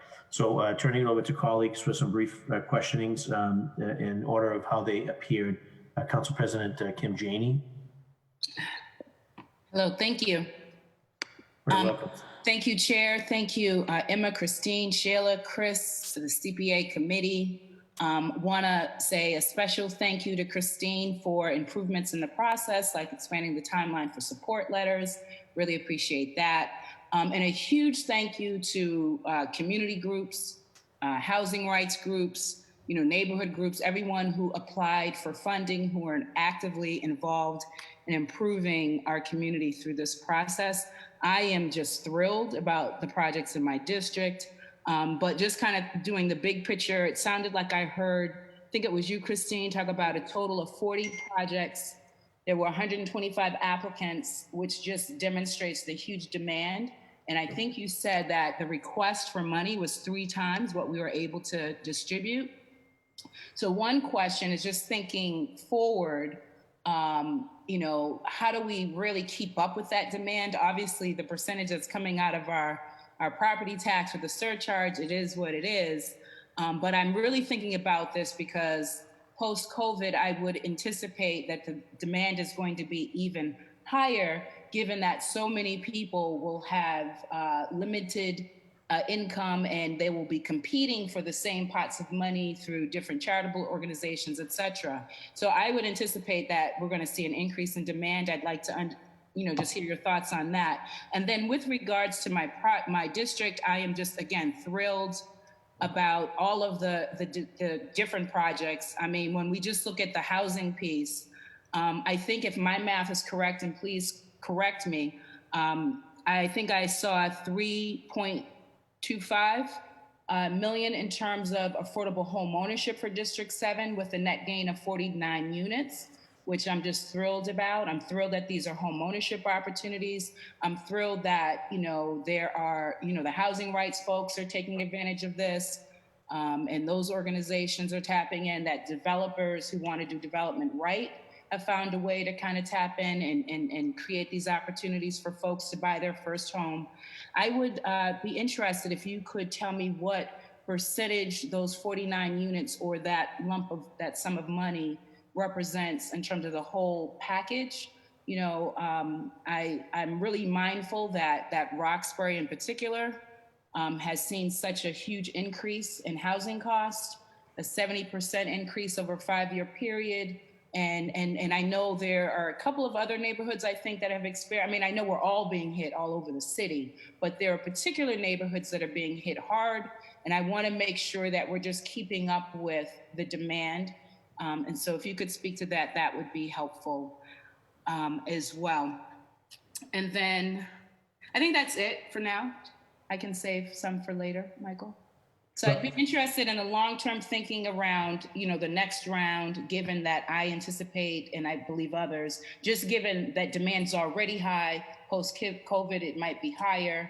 What's the plan moving forward? And then I just kind of like to understand, and I can follow up after on some of the district level specifics, but one question I would be interested in, and I don't want to get too specific, but I'd be interested for those projects that did not get chosen, you know, what kind of support will be given? I don't know that technical assistance will be given to kind of help them and strengthen them for the next round of funding or not. And if that's not possible, then that's fine. I just like to understand our capacity around that. And certainly I would like to understand what feedback they got so that even if we can't provide technical assistance, that they have the opportunity to improve if there was a need for improvement so that they can come back for another round. I know some of it might just be demand and everybody just can't get some because the demand is so high. But if you could speak to that as well. So it's That's kind of probably three buckets. That's good, and that's probably a great question for Director Poff, because I know that there are some folks that were close, but maybe there's some things they can do on their end to better prepare for the next round as opposed to going home. So in some instances, it's a no, not right now, because as Council President had just alluded to, there was just not enough money to go around, and there were others that needed to do a little bit more work on their application. So it actually would be great, Director, to address Council President's questions for those that are viewing and listening as to how they can best position themselves, whether they're a first-time applicant and or if they've come up a little short in the past. We don't want anyone discouraged because this is such an exciting opportunity, and it's been completely transparent from day one. And there's opportunity that we want to make sure we're connecting folks with. Right. Can I just add, Chris, before you jump in? Sorry, I just want to, on the resources bit, the Council President raised, I think, a great question. So I think there's sort of two avenues here. Excuse my toddler in the background. This is the world we're in these days. On the resources side, I think the city has really tried to work hard, and obviously we've been successful thanks to the council's advocacy, the advocacy of the mayor, the CPC, to increase the state match. I certainly think in a medium-term environment, that's something that we would want to revisit and see what else could be done there, because I think there's certainly more opportunity there, and we would be interested to see what that looks like. Obviously, the surcharge goes a long way in terms of the sort of somewhat small impact it has on taxpayers and what we're able to leverage, but there is, and I think there will always be, probably greater demand than the resources allow for within sort of our property tax construct. That being said, I would just add that the other side of the equation is that yes, while we do receive hundreds of applications or over 100 applications, there is always some element of those applications that are just not going to be eligible or are not ready to be funded right now. So I think it's a really important metric to understand sort of what the initial demand was. But certainly, I'm looking at Sheila on my screen right now. There's a lot of housing projects that are just not in a place where they're ready to be funded. Christine's team does a lot of work trying to assess, in particular, some historic preservation opportunities and just sort of what's their plan around, do they have a sustainable model to protect the investment that the city would be making through CPC? And oftentimes the answer is they're not quite there. So I'll ask Christine to talk a little bit about some of that work that her team has done to understand that. But there is a, once we get that initial request in, there's a lot of work to be done. Is it legally eligible under the law that authorizes CPA? Are they ready to be funded? Are there other considerations? And so I think it's both increasing the resources, particularly on the state side, and also making sure that we've got that good vetting process down that really helps us prioritize what's ready to be funded in any given round. Christine, what would you add? That's really helpful, Emma. Thank you so much for clarifying other reasons why people or projects may not have been funded. That's really helpful. I wonder, as you guys respond to these questions that I have, if you could also tell me what the impact of COVID will be in terms of the timeline on some of these projects, if you know it. Thank you, Mr. Chair. Thank you very much, Madam President. I can add a few things, but thank you, Emma. That was really helpful. In terms of the support for projects that are not funded, we try to reach everybody by phone, and we're pretty close. This last round, I reached almost everyone. There were one or two projects I just continually left messages for, because we really try to have a phone conversation with anybody who's not funded and explain to them why. The majority reason this time was just the amount of money. It wasn't necessarily that their application was poor or weak or wasn't organized well or they didn't have the support. Some groups asked for $1 million, and we can't spread the money out when the request is so high. And we often go back to organizations or projects and say, what could you do with a smaller amount? And some organizations are just not willing to give us that and not willing to lower. They just are so determined to get the max, not realizing that it really doesn't help them. And when we had so much of a request and we had so little, not so little, we still have a lot of money to give out, we just had to knock off some of the really big requests because we couldn't figure out how to make a smaller amount work for them. And I think that was part of the discussion with them of how, and that has led to the idea that's a long-term, maybe not long-term, but certainly thinking for next year is if we did, which I talked about at the beginning, if we did some initiatives like an historic windows, a community gardens initiative, a roof initiative, if we provided matching funds for a project that has most of its funding except but they can't really do the project without a little bit more. So we're just trying to think of ways that we could make this money go farther and still have an impact on a lot of different institutions and organizations. The other thing that contributed to some groups or institutions or buildings not being funded is that I think we now have historic preservation consultants on staff, and some historic properties need help maintaining their building, but that's not really what this is about. The intention of the CPA law is to do real preservation work, to make sure that an historic building retains its historic character. So a project that wanted to replace its windows with modern vinyl windows, and they have beautiful historic wooden windows, that's really not a preservation project, so those of us who are not historic preservationists are learning a lot about that, and we're glad to have preservationists on staff who can help with that. We do really work with people. So as soon as someone submits an eligibility form, we start to work with them, and we try to figure out if it's eligible by the state law, if the work they want to do is eligible, if the project makes sense, if they have all their ducks in order, if they have a great idea, but they haven't even contacted a contractor or a landscape architect or they haven't even started, they just have an idea. They're not quite ready, and we work with them. We have a list of pro bono landscape designers that we refer people to. We have our historic preservation consultants now on our staff. And so our goal is to develop relationships with people and to make sure that they can get to a place where they can be funded or at least have a really strong application and we can consider it really seriously. So I hope that helps. The COVID impact, that was your other question, Counselor. We are not anticipating that we will have an excess of funds next year.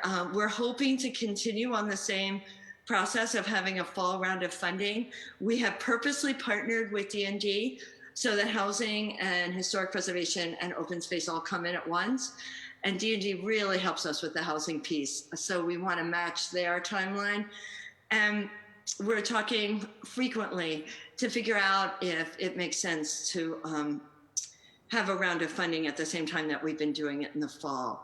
And to figure out, we know that nonprofits are going to be really struggling, both to provide their services and care for their buildings or their spaces, their open spaces, whatever they are that a nonprofit's caring for. So we don't have answers yet. I don't think anybody does.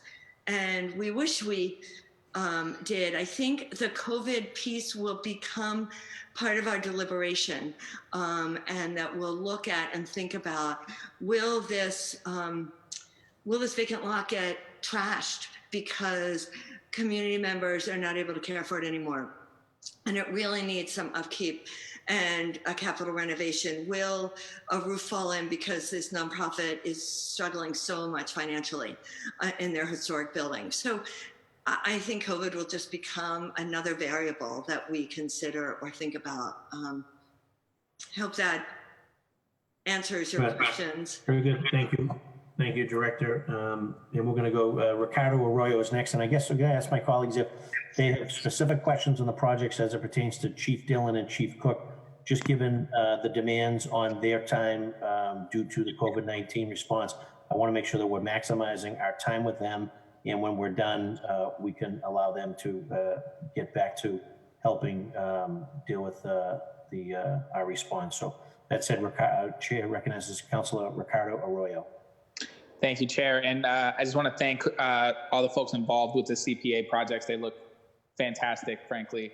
So I'll ask all my questions now. I don't think I'll need a second round.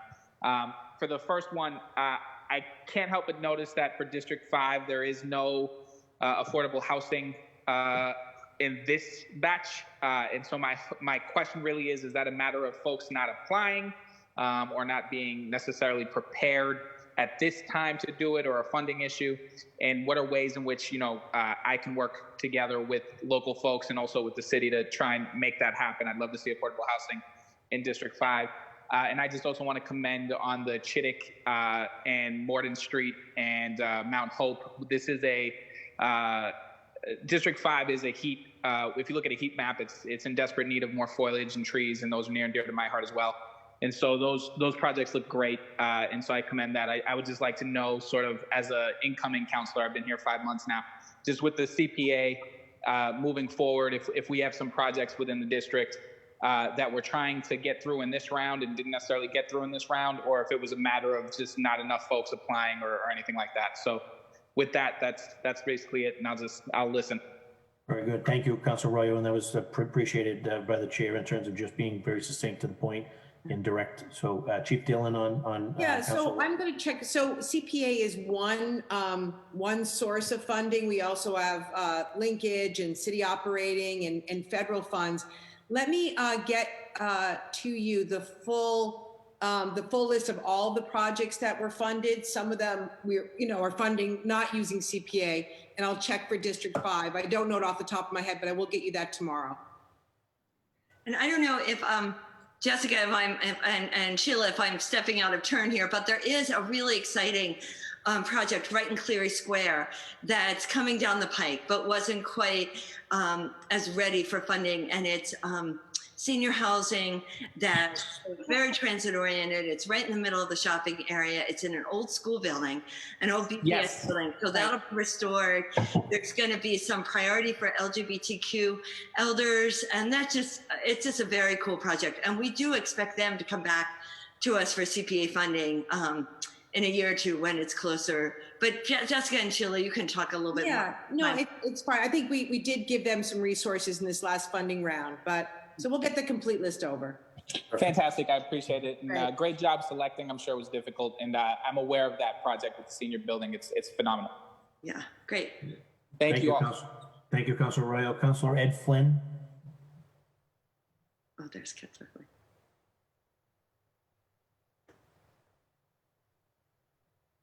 You gotta mute yourself, Councilor Flynn. There you go. Thank you, Council Flaherty, and thank you to Christine, Sheila, Chris, and Emma, and the mayor's team for your work on this. So we appreciate all the hard work and the time and effort you placed in this.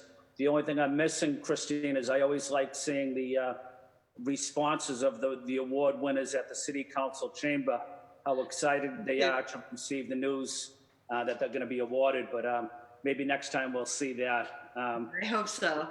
Right. This is a Party. special. It's so fun. Yeah. It is. It's fun watching the people receiving awards, all their hard work and effort they put into writing the award, but also their involvement in the community.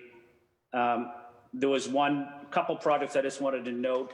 The Bernard Place project in South Boston for open space for a park. I want to say thank you to the city administration and for working with us, working with the neighborhood on that. It could have been, it's an open lot, but it could have been developed, but it was turned into a park so families could use it, as Sheila knows well. So thank you. That's a great accomplishment. I also want to note that, especially to Commissioner Cook, we did a walking tour recently of Chinatown, and we went over the Rose Kennedy Greenway and we went into Reggie Wong Park.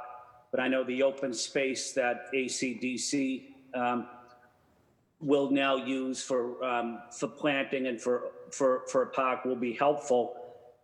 I love the Boston Common. It's probably the closest park to the Chinatown community. It probably needs a little bit more, not necessarily work, but connecting the Chinatown community to the Boston Common that we all love, just in terms of connecting the streets, making sure it's more user friendly. I know we've had a conversation with that, and that's something we'll continue to work on.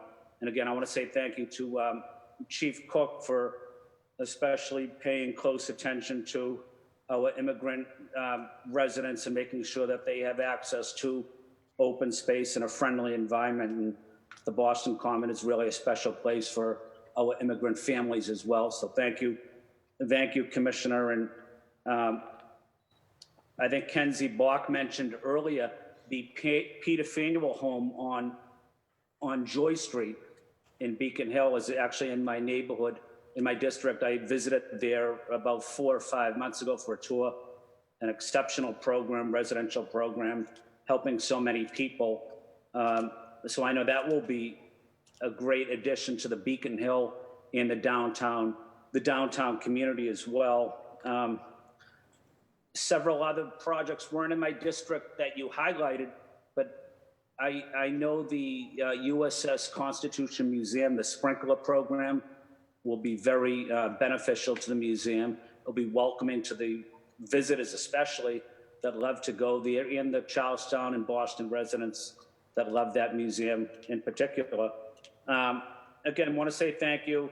A lot of great projects, great work by the community. And my last point is, for so long, the neighborhood of Chinatown never had a public library, and we are finally getting one. So I want to say thank you to Mayor Walsh and to Sheila and the team, but also to the residents of Chinatown that fought so long and hard for such a library. And I know this $1 million will be used to benefit the community, not only in affordable housing, but on making sure that there is a library presence in Chinatown, a state-of-the-art library, which they desperately need and deserve. So again, want to say thank you to the team and to Sheila for your close attention on affordable housing in and around the Chinatown downtown area as well, in the south end. So want to say thank you, and to my colleagues on the council for their longtime support of the CPA program. I only wish we had the CPA program, many years before that. It could have done a lot of tremendous work in the city. But again, want to say thank you to the CPA team. Want to say thank you to the mayor's team and to my colleagues, and for Council Flaherty for guiding us through this important process. Thank you very much, Councilor Flynn.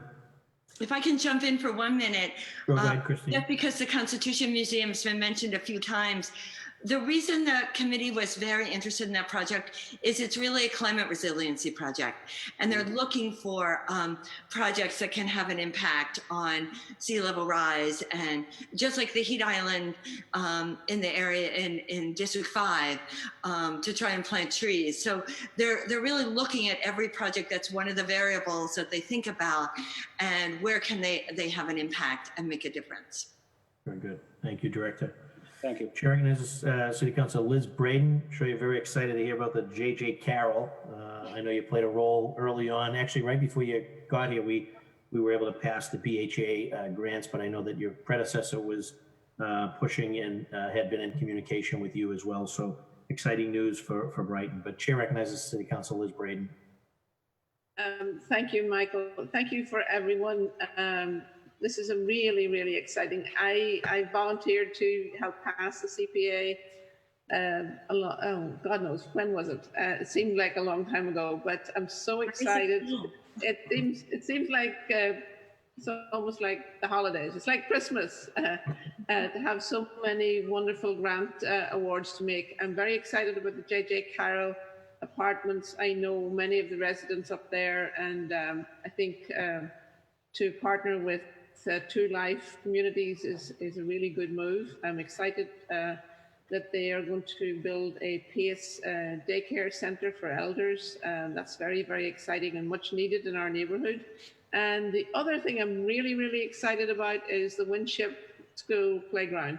I've had dozens and dozens of emails this week. I went to the Winship before we closed shop at City Hall, and I got a bundle of essays, letters, and drawings by the students at the Winship asking us to support their new playground. And I am so excited to be able to say, yes, we'll do that. So thank you all for your work. It's a tremendous range of wonderfully exciting projects. I'm also very excited that Brene Brith is building a affordable family housing over in West Roxbury. That's another very exciting project. Housing that for families, affordable housing for families is another issue that I'm very concerned about to keep families in our neighborhoods. So thank you so much. I'm very, very excited, and I'm really looking forward to working on the next round.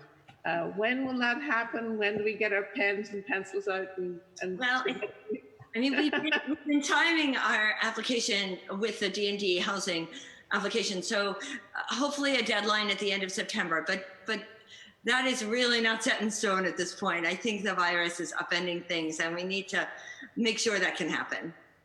Yeah. And, you know, I look forward to working with more community. I look forward to our community members working with you to maybe have a community forum again to talk about projects that we might be able to do some more of out in Alston-Bright. Thank you. That'd be wonderful. Great. Good. Thank you, Council Braden. And Chief Cook knows something about Christmas. Christmas came for him when the Parks Department budget passed, the same time that the Winthrop Square garage funds hit, when CPA passed, all at the same time. So, and I have to talk about it. I've never seen a more exciting, happier guy coming into City Hall was that day. So, Chief Cook. It was the best city council hearings of my life. That's right. So next up is our colleague and one of our newest members, Councilor Julia Mejia.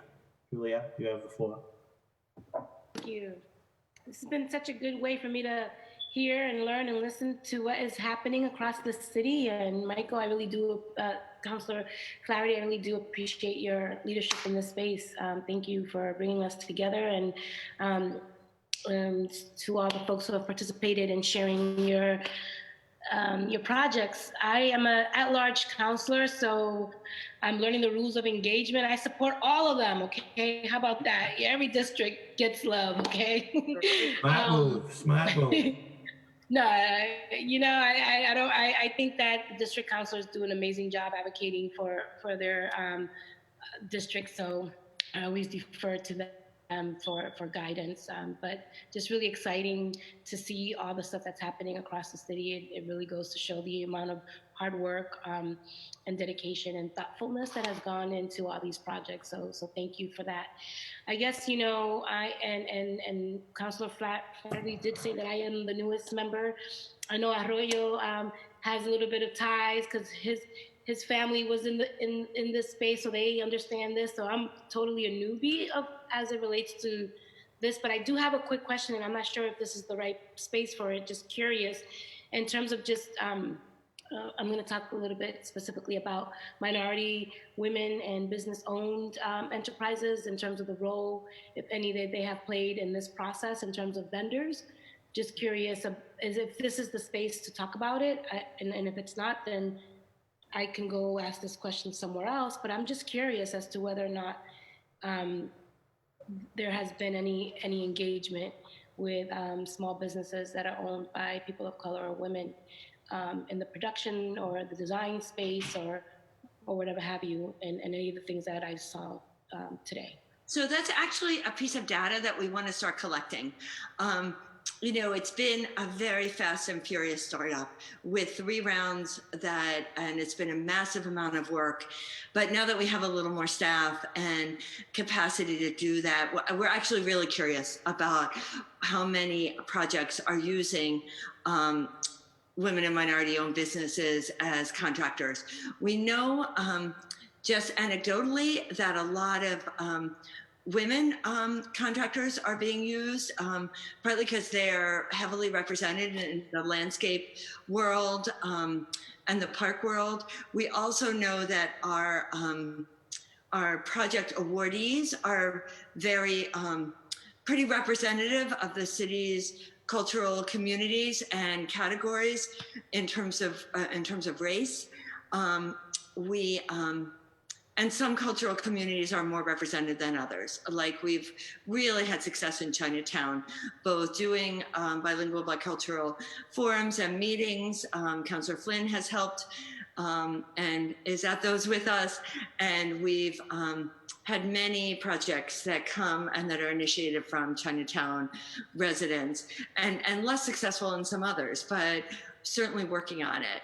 And Chris Cook was actually the MC for our historic preservation announcement in Memorial Hall in Charlestown last year. And we had all the awardees behind him. And he was at the podium and yelled out, "This is what historic preservation looks like in Boston."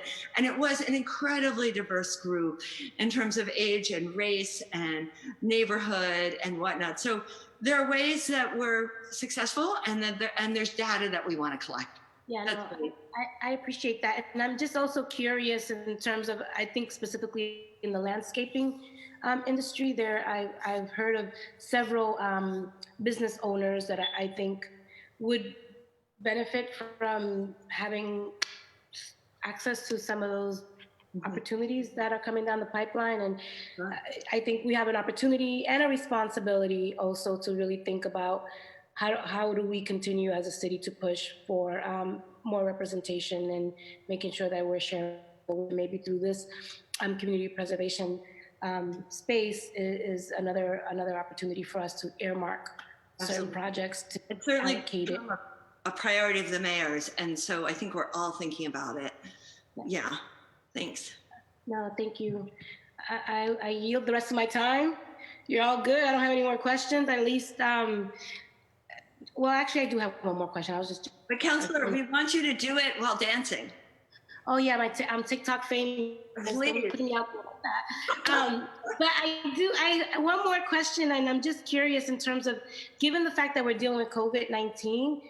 I've gotten some questions about if it would be possible to utilize some of these funds to support small businesses in terms of maybe even getting them ready to be COVID more friendly, more sustainable. Are these projects all going to be voted on for this? Is this conversation just to vote on these items and then maybe next year we're talking about the next batch? I'm unfamiliar with this process, to be completely honest and transparent, in terms of the expectation for this conversation? Is it just about these projects that were presented right now? I just don't want to get ahead of myself or derail the conversation somewhere else. Just It is about these projects right now. Okay. And the other, the CPA is a state law that was passed by the state legislature in 2000. So we have to be very careful about following the legal requirements.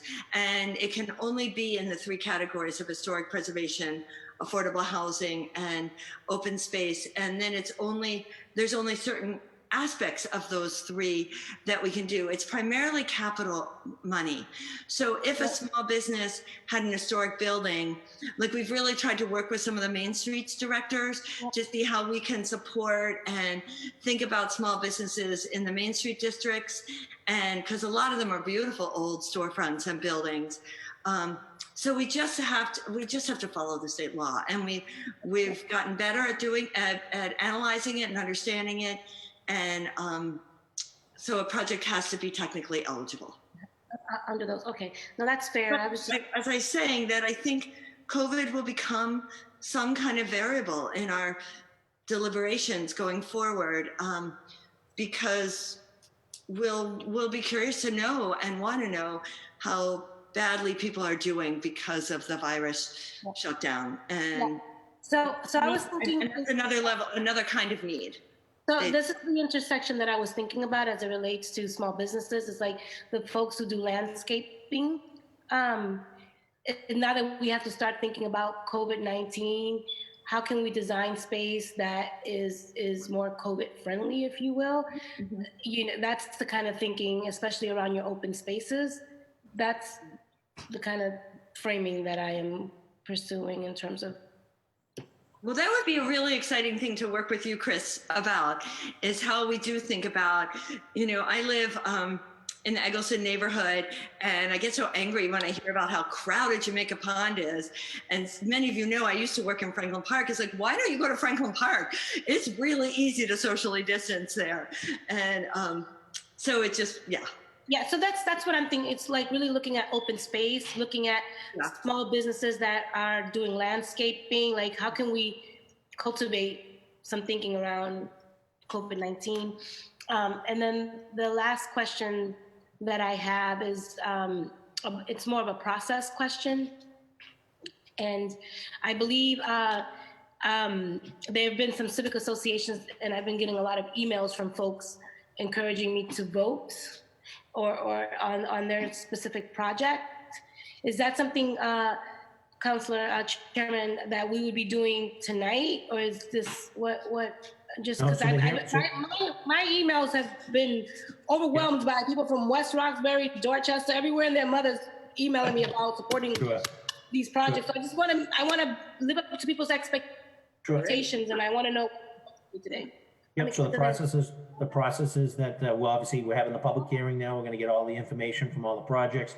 There'll be public input, and then as a body, we'll take that information, and we're going to be receiving additional calls and emails over the days and a week or so ahead, and then we'll put it before the council for a vote. In which case, the submissions that we're discussing this evening will or will not be approved. So that's where we're at. Chair recognizes City Councilor Matt O'Malley. Thank you, Mr. Chairman, Chief, Director, team, Emma and Abstentia, thank you for your remarkable work. This hearing is one that I look forward to probably better than most, or certainly better than most. And it's just remarkable. You've given all such a great overview as it relates to my district specifically. The affordable housing opportunity that's desperately needed all over, but on Baker Street at 270 Baker with a partnership with B'nai B'rith. Thank you for that. Thank you, Sheila. You were instrumental in getting that through. The Heffenreffer Brewery, as well as the Footlight Club. I know it's both historic preservation, but really celebrates the arts in the case of the Footlight Club, and job training and family care at the Heffenreffer, and our great partnership with the JPNDC. The Eggleston Square Peace Park, one of my favorite places in Boston. And there have been such a dedicated and loyal and tenacious group of neighbors who for decades have been taking care of that. I remember early on, I always say this, and it's absolutely the truth. The first meeting I took as a councilor-elect was at Millennium Restaurant with some neighbors in Eggleston Square. And the first item was about picking up litter, but the second was on ways to renovate and really reinvigorate the Peace Garden. And then finally, Brook Farm, that funding, while it's relatively modest, it's about $20,000. It again will prove to the rest of the United States that District 6 is a transcendentalist paradise, and we welcome you all to visit. So obviously it goes without saying, and that's just my district. I would echo the sentiments for all the projects across the city. It's really a wonderful thing, a great tool that we have. And, it's, Christine, I know you help, as the director, you oversee this, but working with our board, a volunteer board of folks who make the tough decision, because there are some very worthwhile, worthy projects that don't make it through to this round. I'm thinking specifically of a big two in West Roxbury for Rosie's Bounty, which is this church that has operated a great food pantry during a time it's needed. I actually did for Giving Tuesday, I did a match today where we were able to raise some money for it. And then of course the Little League complex, which I know you've been down working with some of the great volunteer parents who have made that such a great place. They weren't included this round. We're gonna fight like heck to include them the next round, but can you just briefly talk a little bit about sort of some of the shortfalls that the budget can present in some of these projects that don't get through? Right. So I think, and I can do specifics if it's helpful. I don't know if this is quite the right place to do it, but Stratford Street is. I wouldn't even say get into specifics, just more along, today it was announced that. Yeah. Well, let me go back to, there were, given the huge amount of requests and the limited amount of funding, there were some really big projects we just had to eliminate to try to match, to try and get to the amount of money. I mean, the final few weeks of deliberation is just a math game. Yeah. And trying to figure out how we get to the $24,300,000 that we had to give away. And that's the big picture. As I said earlier, sometimes the historic preservation projects are not directly historic preservation, they're more maintenance, and that matters. But we certainly have worked very closely with the projects you mentioned and any projects that have not been funded, and tried to figure out what we can do going forward to both support those spaces and see what can happen. Great. And what would be your advice to those or other projects that didn't make the cut? Should they reapply next year and keep at it? Absolutely reapply. And we will work with them, especially projects that, I mean, I gave the feedback to many that they were strong applications. Yeah. It was really purely a bottom line issue. And we absolutely want to fund them. Terrific. Thank you. We could make a difference with a small amount.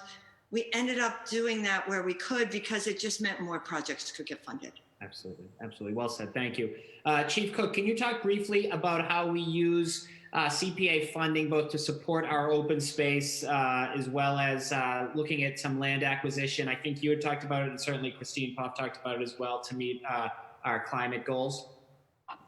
Yeah, thank you, Councillor. I think there's a couple of different opportunities, and some of them are actually reflected in this round of grantees. First off, there's the beloved space that isn't actually in the open space portfolio. So it's not protected open space land, and it hasn't gone through that formal process. So that's reflective of the Barnard Place application in South Boston, where there's this long-standing relationship between the community and the space, and now it's going to be formalized. But for CPA funding, we wouldn't be able to do that. The other potential opportunity is really around acquisition, and especially as we get into years progress and there's more funding opportunities that we could dedicate towards it. As we try to achieve some of our climate adaptation goals, we may be looking at opportunities like the food forest, where we're actually starting to expand tree canopy or grow on site. Whether it was, if there's locations that are a food desert, or they're an urban heat island where you're actually, ripping up macadam, putting soil and putting in greenery there. There's a huge opportunity for stormwater benefits and for climate adaptation benefits. And the way that has to be looked at is always through the frame of equity, right? And so I think as we look at acquisition opportunities, you have to look at who is going to be most impacted by those acquisitions. Are they our most socially vulnerable populations that are also going to be most affected by climate change? And if so, then it may be very well be advantageous for CPA to help with the acquisition of that. So those are just some of the ideas that we approach it with.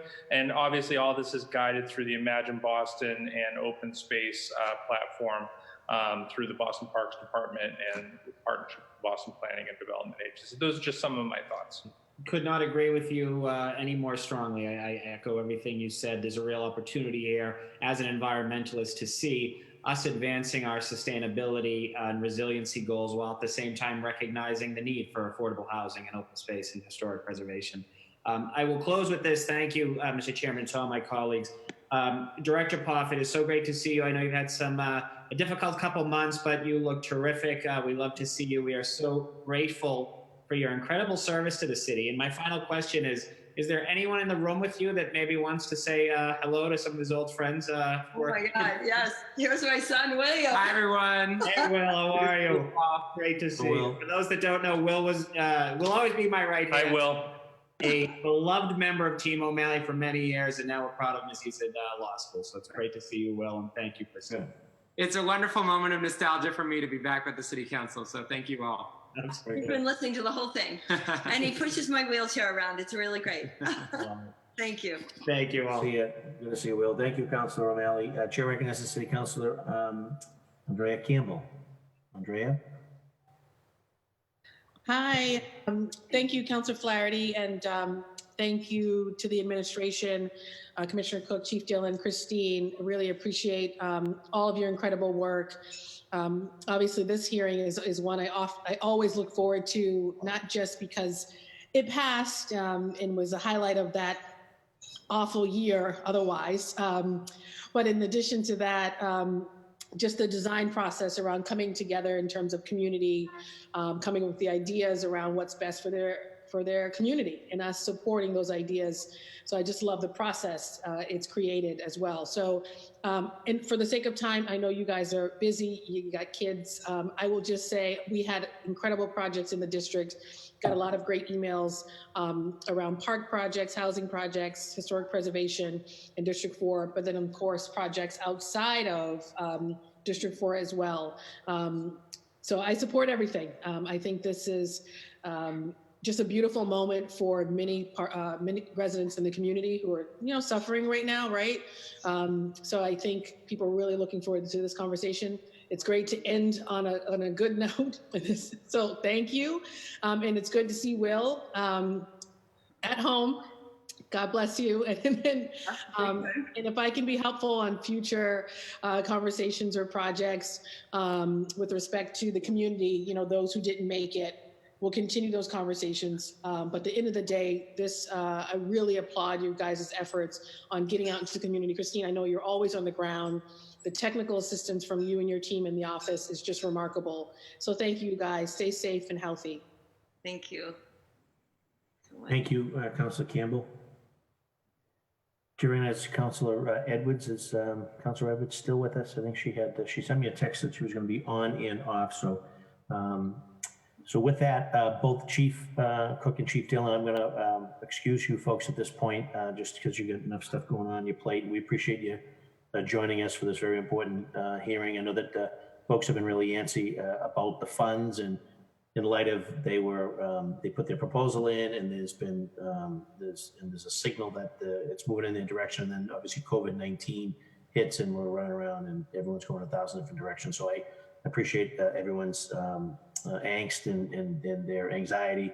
So we want to make sure that we have a hearing, and with everything else going on, I appreciate the work that you're doing, particularly in our COVID-19 response and your respective capacities and your teams all having to reposition themselves for a very important crisis that we're dealing with. So with that, Chief Dillon and Chief Cook, good to see you both. Stay healthy, stay safe, keep up the great work. Thank you, sir. Thanks for the partnership. Thank Very you. good. As well as your team too. If anyone else, I know Jessica, if you guys. Jessica Boatwright's on, yeah. Very good. Great. Thank you very much. Thanks, sir. We've got members of the public that have signed up to testify. They did so in advance, and I can see Tom Callahan. So Tom, welcome. And Carrie, if you can let Tom on again for all of his efforts. I believe Kelly Bowling is also on, so I want to make sure she has the capacity. I see Catherine Williams. I see Betty Tony and I think David Williams. So in that order, if you guys can just give a brief comment or a statement on the process and your thoughts, obviously great. Thank you for all your work. And then we'll get into the chat room. So with that, Tom Callahan. Tom, you with us? Yes. Good to see you, Tom. How you been? Great. Thank you, Chairman Flaherty. I'm doing well. So I'll keep this brief because you've had seen some incredible projects and had some good discussion. So I'll keep this fairly brief. But on behalf of the Mass Affordable Housing Alliance, we are fully in support of dockets 0407 and 0614. And we thank Chairman Flaherty, Councilor Campbell for leading the effort to get this on the ballot, along, of course, with Mayor Walsh. Without your support and then the support of the entire council, we wouldn't have been able to get on the ballot and get that 74% yes vote back in 2016. Want to congratulate the Community Preservation Committee for once again presenting a really strong selection of projects from neighborhoods all across the city, as Christine has been talking about. Given the city's affordable housing crisis, we are especially pleased that 65% of the funding in this round is being spent to address housing needs throughout Boston. I'm largely here to draw attention to one specific recommendation from the CPC. They are proposing $4 million to be spent on the ONE+Boston program, which Chief Dillon talked about for first-time home buyers. This adds to the $3.8 million that the City Council approved last year. Your support, the Council's support of this program, has been critical in moving this from an idea to a full-fledged proposal to a program that will launch on June 1st. Thanks to the tireless work of Chief Dillon and also Maureen Flynn at the Department of Neighborhood Development, Elliot Schmiedel and David Worsham at the Massachusetts Housing Partnership, and my colleague Cortina Van at MAHA. These team members, along with participating banks, have spent the last year getting this very true public-private partnership off the ground. It will come at a most opportune time for first-time homebuyers in Boston as we begin the recovery from COVID-19. ONE+Boston will be the most affordable mortgage product in the city of Boston in 40 years. Probably a lot longer than that, frankly, but at least 40 years. I'm not that old. And we will make it possible for some buyers who have been priced out to be able to afford to buy and stay and put down roots in the city as homeowners. We enthusiastically support this specific recommendation as well as the entire slate of recommendations. Finally, we want to commend the outstanding work of Christine Poff and her associate, Thaddean Brown, that staff the Community Preservation Committee. It's also heartening to hear that there have some reinforcements coming because they do tremendous work to vet projects, encourage applications from across the city, and spread the word about CPA in specific and in general. The work they do is extraordinary, and the city is fortunate to have such a talented team. So that's, just one additional comment on first-time homebuyers. We just had a record month in April in terms of first-time homebuyers signing up for Home Buying 101 classes. So I think it's a little bit of a, captive audience we have in terms of people who are working from home and maybe have some little time to take a class. But I think the home buying market, as Chief Dillon said, will be strong post-COVID-19, and first-time homebuyers and first-generation homebuyers will be hopefully leading the way with ONE+Boston. Thank you. Very good. Very good. Thank you, Tom. Kerry, you with us? Good to see you. How you doing? Kelly? Yes, can you hear me? Kelly Bowling, yes. Welcome, Kelly. How are you doing? I'm doing well. Thank you very much. I'm Kelly Bowling. I'm the Massachusetts Director for the Trust for Public Land. And first, thank you to the City Council and to the Community Preservation Committee and staff for your commitment to parks and open space and affordable housing and historic preservation. It's really wonderful to see such a great slate of projects all over the city. I'm actually here tonight to speak in support of 2 open space projects, which are the Norwell Street project and the Chittick School project that Chief Cook spoke about. I don't really have a lot to add to that. These are really community-driven projects, and you'll hear from some community members later, I believe, who really have been the leaders of both of these projects. But they're both really wonderful examples of how CPA is supporting community-driven work in different neighborhoods around the city and yielding parks and open space that that meet local community needs and are shaped by local community members. So I really applaud the Boston Parks and Recreation Department for being willing to take that approach to creating parks and open spaces. It's not something that you see in cities all over the country. Both of those projects will be shaped by participatory design processes. As Chris mentioned earlier, the Chittick School Park was actually designed by a group of 5th graders at the Chittick School, and it was really wonderful to see that, and it'll be even more wonderful to see their ideas become an actual park if both of these projects are approved. So I just wanted to say thank you, and I hope that you will support these and other worthy projects on this wonderful CPA slate.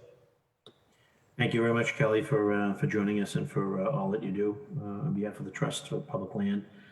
Catherine Williams, is Catherine with us? Hi, Catherine.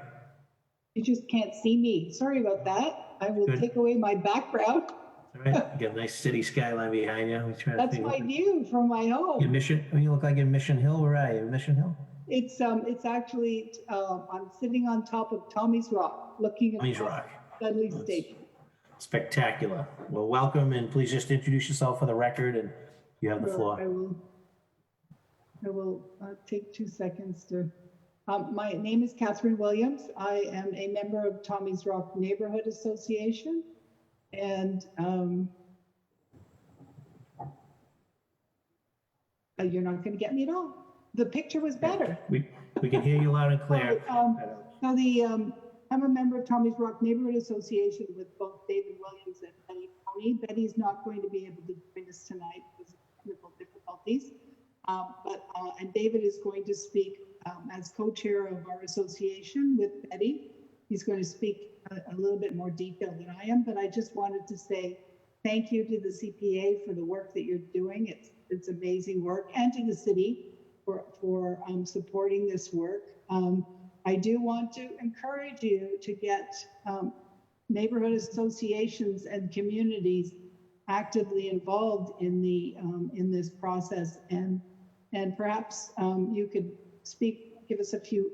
My question to you would be what can you do? What do you see that you could do better in terms of reaching out to the community with these projects and letting them know as you're making your decisions that these things are happening? We did have some challenges with the Fountain Square project in terms of working with the developer for the affordable housing, which is absolutely amazing. It's a wonderful project in Roxbury, and we're very happy with the way it turned out.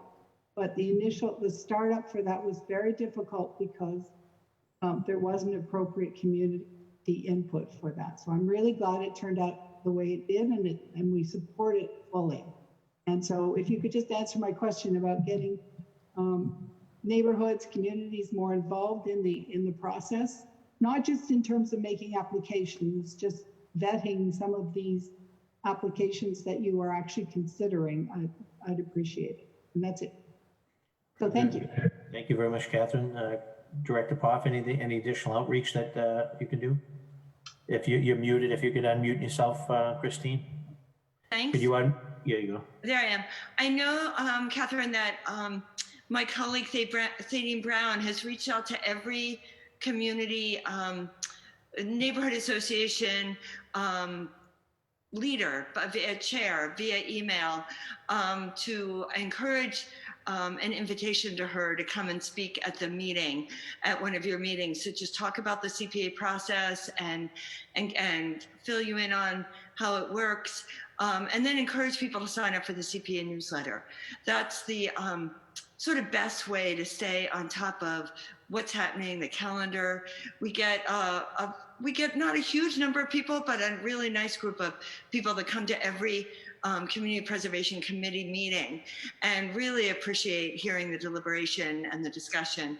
And we'd so welcome a larger group coming.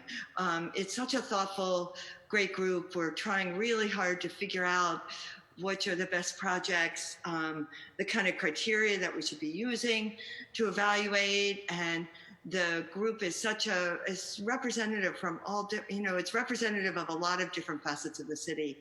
So right now, if you want to sign up for the newsletter, you just go to the boston.gov/CPA, and right on the front page is a way to sign up. But we'd love to have you invite us to a community meeting. And right now, Thaddean is doing virtual online meetings. And I'd be happy, you see my name, Christine.Poff@boston.gov, and I can forward any information to Thaddean, or she and I will confer and figure out who's available to attend if you're doing virtual meetings. Is that helpful? Maybe Catherine is. I just had to unmute. Yes, thank you. And Councilor Flaherty, you're on. And I will definitely sign up for the newsletter and make sure that we do invite someone from CPA to come and speak to our group. Great. And I know Tommy's Rock well. It's a great neighborhood. So and I know you have some vacant lots that could become open space. So we'd love to work with you more. Terrific. Thank you. Great. Thank you, Director. And I'm just getting a message here that David Williams will be making a brief presentation on behalf of Tommy's Rock. And I know that we've also been joined by Betty, Tony. They're all part of the same organization. So David, you have the floor. Just a brief introduction of yourself and tell us about Tommy's Rock Neighborhood Association. Well, thank you. My name is David Williams. I'm co-chair of Tommy's Rock Neighborhood Association. Thank you for this opportunity to speak. I speak specifically about the Fountain Regent project, which is one of the projects that was funded. We are very pleased about that action. The addition of 40 owner-occupied homes to our neighborhood is remarkable and just a very, very good, positive thing. It's ideal. I have to say, though, I just wanted to mention that this was the result of hard negotiation. The fact that we managed to agree on a design that is now going to become reality was a very difficult process of negotiation and compromise. It didn't start well. The developer dropped a completed design on us, and it was a bit of a take it or leave it approach. But with the help of China Tyler, I have to say the developer agreed to negotiate. And I wanted to just say how highly that speaks of Oxbow Urban and their willingness to sit down with us through anything but easy sessions and work out a compromise. And so we did work out a compromise. But one of the things we discovered was that it seems like there's a lot of barriers to compromise. It's not easy. Developers come armed with a fully developed plan usually, and what they really don't want to do is sit down and negotiate and work out something less than the ultimate profits. But we were lucky. We went to DND and we presented the compromise to them and basically made a plea for support, and they supported us.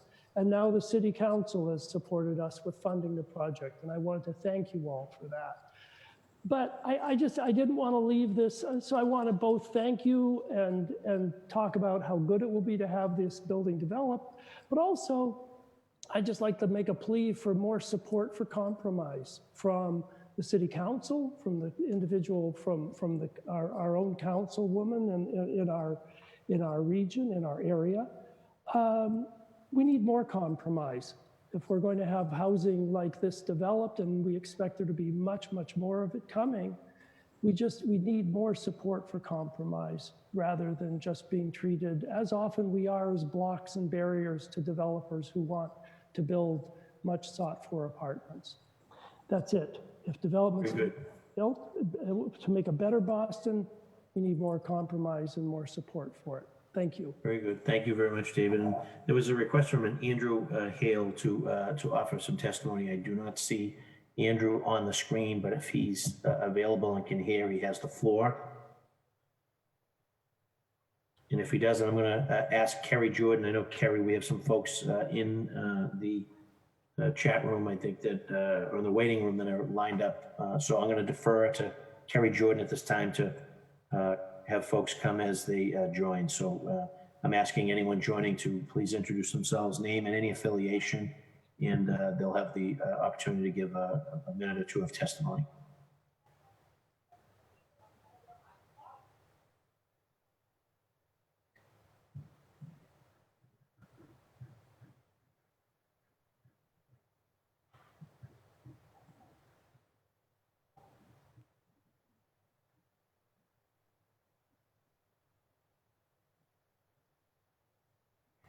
I see we have someone being connected to audio.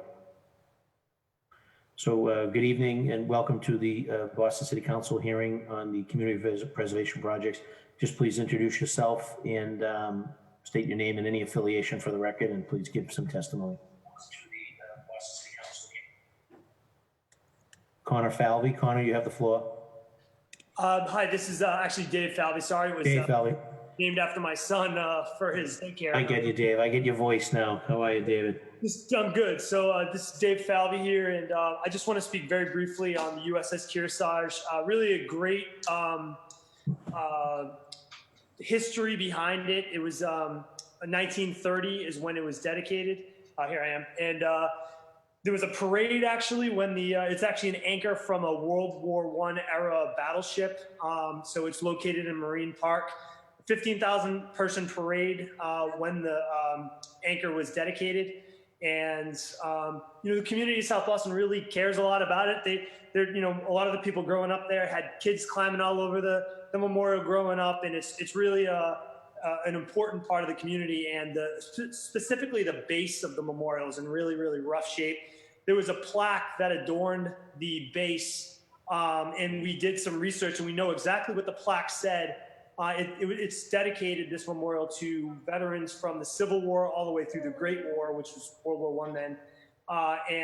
So we know what the plaque says, but it would replace the base with granite, which we know will last, and it'll replace the plaque that was has been gone for generations, and that's essentially it. And it was a little after the fact that we sent the mock-up. So if anybody wants to see that, if you don't have access to it, let me know. But it's something I'm really excited about. And actually, we're very excited to be working with DCR. They own the land. They are extremely supportive of this. And better yet, it's kind of a target of opportunity because they're going to be doing some work on a playground that's adjacent to it. And it's going to be very helpful for both of these things to kind of happen at the same time. So they're very, very helpful, very supportive. We've met with them already. So it's kind of straightforward. These veterans, these Navy veterans, deserve to continue to be remembered. Good. Thank you, Dave, and thanks for the work that you're doing in the community, and particularly on behalf of our veterans. Thank you. Very good. And Council Flynn was here. He had to jump off to attend another Zoom conference, so I'll let him know that you came in and testified. Thank you very much. I see Corey Thompson. Corey, can you hear me? Yes, I can. Very good. Welcome. And Hi, you have the Council floor. Flaherty. I love that Dave has his baby. Oh, that's awesome. Aiden, I'm like, yeah. Oh, that's awesome. I feel like Thank you, Council Flaherty. I feel like a virtual babysitter. It's like a play date. Good stuff. God bless the kids. Corey, welcome. Welcome all. I'm Corey Thompson. I'm from west of Washington. Go Dorchester, District 4. Thank you, Andrea, for wonderful work that you do. And I thank you for everyone for supporting. I'm asking for this continued support for Norwell Street Park. I'm a longtime resident. I grew up in Dorchester, moved away, came back, and I love Boston. So with the efforts of everyone here, I just ask for your continued support for WOW and the Norwell Street Park. And we have less than 10 minutes to walk so that my girls can play in the park. Perfect. Very good, Corey. Thank you for your testimony. It looks like Suzanne Hinton. Is Suzanne on? I see Suzanne on the screen. I'm going to defer to Kerry Jordan. Kerry, keep sending testimony. Yes, I am here. Very good, Suzanne. How are you? This is City Council Michael Flaherty. Have you state your name and affiliation for the record, and you have the floor. Oh, sure. Thank you so much, and thanks to everybody for their hard work. I'm affiliated with Eggleston Square Main Streets, and I just wanted to put in a word for the Eggleston Square Peace Park. Having that being fully renovated would really create a wonderful oasis at the intersection of a very diverse neighborhood. And if any time is important to have that work done, it's right now. So I'm all for environmental justice, and I wanted to put my weight behind that project and say that we're in need. So thanks so much for listening. Thank you very much, Suzanne, for participating.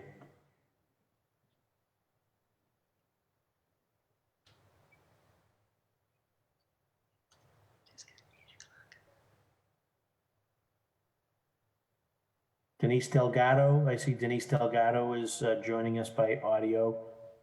If Denise could introduce herself and name and affiliation for the record, and you have the floor. Denise, unmute yourself. Participating. There you go. Hello.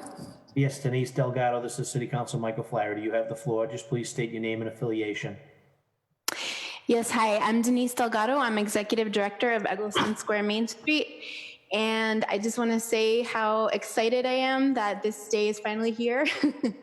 And there have been a lot of people and neighbors and people in the community and small businesses and educators working really hard for a really long time to keep the Peace Garden going. It came about as our community violence. It's been existing as a volunteer effort for over 20 years, longer than that. And so it seems really fitting that now, in the wake of COVID-19 and all the businesses and community members that are really taking such a hit, that we have the opportunity to renovate it and create the green space that our community really deserves after all this time. Very good. Thank you so very much, Denise. Thanks for participating.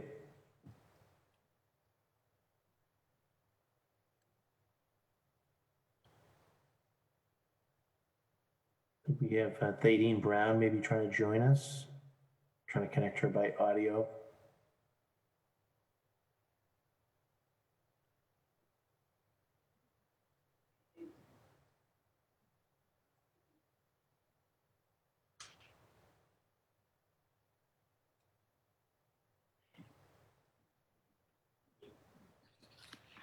Thaddean Brown, can you hear us, Thaddean? Thaddean, can you hear us? Thaddean, mute yourself. Lisa Laurenti, is she here?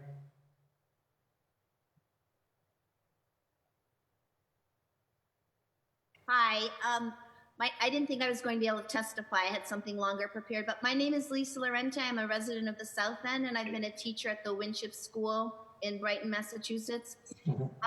And I've been there long enough to say that I was there when the original schoolyard initiative. Trying to join us. Oh. Trying to connect her by audio. Okay. Go ahead, Lisa, continue. Sorry.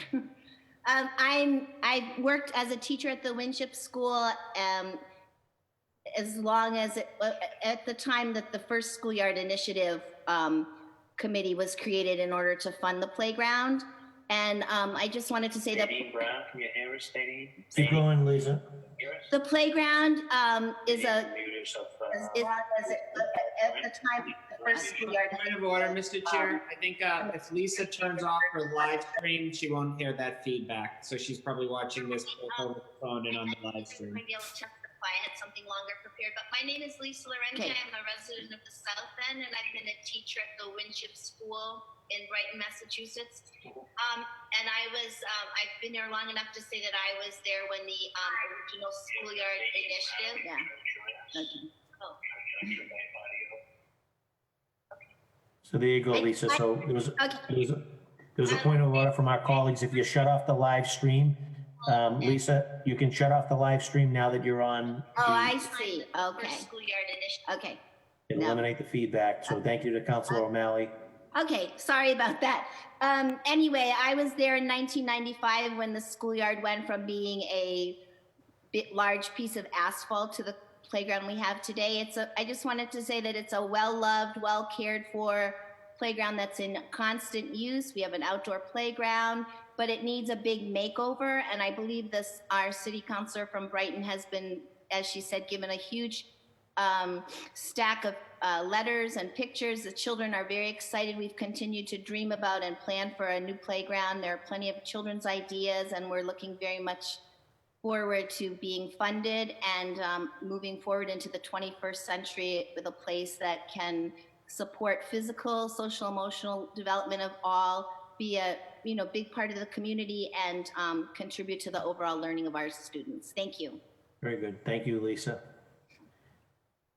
Kerry Jordan, any additional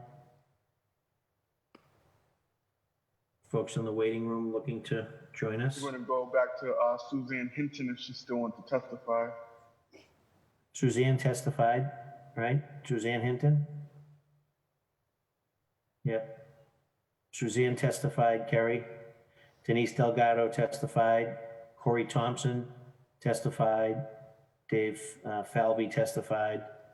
I see William Finch and I see Matt Kiefer looking to connect by audio.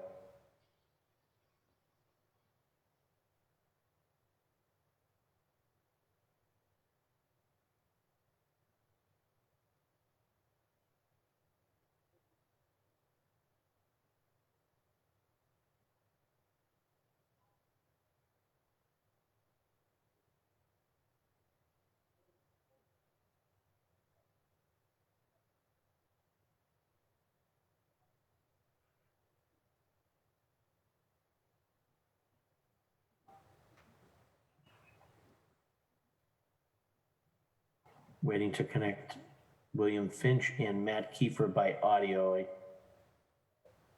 And also Gretchen from BSLA.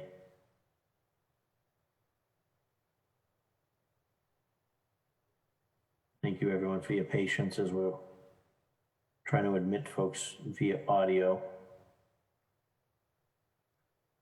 Looks like Gretchen, BSLA, we can unmute her if looks like she may be on. Gretchen, if you can hear us, please introduce yourself, your affiliation, and you have the floor.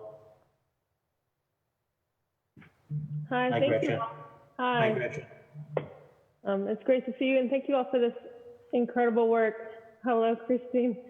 And I'm Executive Director of the Boston Society of Landscape Architects, which is the Massachusetts and Maine chapter of the American Society of Landscape Architects. And I'm really here just for a very brief moment to applaud this great work going on and to offer our voice of support for this dedication to community-based open space that's resilient and equitable within the city. Thank you. Good. Thank you very much for joining in. Obviously, for edification, Matt Kiefer obviously is the CPC. He's a CPC member. He's the land use attorney that was selected and voted on by the council. So I'm glad to see that he's diligent and listening in. Hi, Thadeen as well. I know Thadeen Brown is on the staff with Director Poff. Good to see you, Thadeen. Thank you. Hi. So sorry, I just jumped in. I didn't realize the video was going to kick in, but if anyone's looking for any community engagement opportunities, please feel free to contact me. I'm here on staff. I'm here to support anyone to come out to do any meetings, and I will be hosting some virtual CPA events coming later down in May and into June. So feel free to reach out. Very good. Thank you, Thadeen. Appreciate that. Frank Schultz, I think there's a Frank Schultz is trying to join us. Frank, can you hear us? If you can unmute yourself.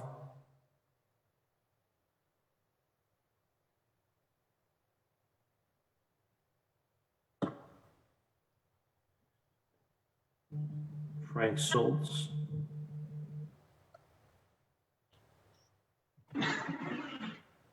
Frank, we can hear you. Just please state your name and affiliation for the record. Oh, great. So it's actually not Frank Soltz. I'm using his computer. My name is Susie Buchanan. I'm with the Shirley Eustace House in Roxbury.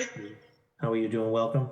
Thank you so much for really all that you're doing, everyone. And it's interesting because all the projects are so wonderful, and I feel like ours on some level is rather humble. It's just a re-roofing project for the Shirley Eustace 1806 carriage barn, but want to just give a little shout out for it because it's a really wonderful, modest facility that's a real community and neighborhood gathering space in Roxbury that we really love, and it serves a variety of functions. For everything from sort of housing our gardening activities at the Shirley Eustace House and housing some really wonderful antique carriages, as well as hosting community meetings and educational programs for us. And we are thrilled to be able to pursue this project with CPC funds, and just want to thank the committee for considering us. Very good. Thank you, Susie. Appreciate your time and for your testimony. Thank you. Okay. Terry Jordan, are there any additional folks wishing to testify? I see one that says Meredith's iPhone. So if Meredith's iPhone is out there, if Meredith can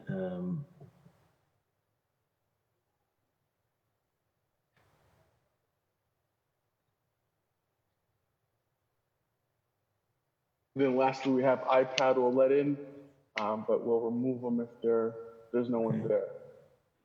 Okay. It says connecting to audio on the screen, but and I see iPad. Is there anyone that's using an iPad? We'll give you an opportunity to connect by audio. iPad, if you can unmute yourself, identify yourself for the record.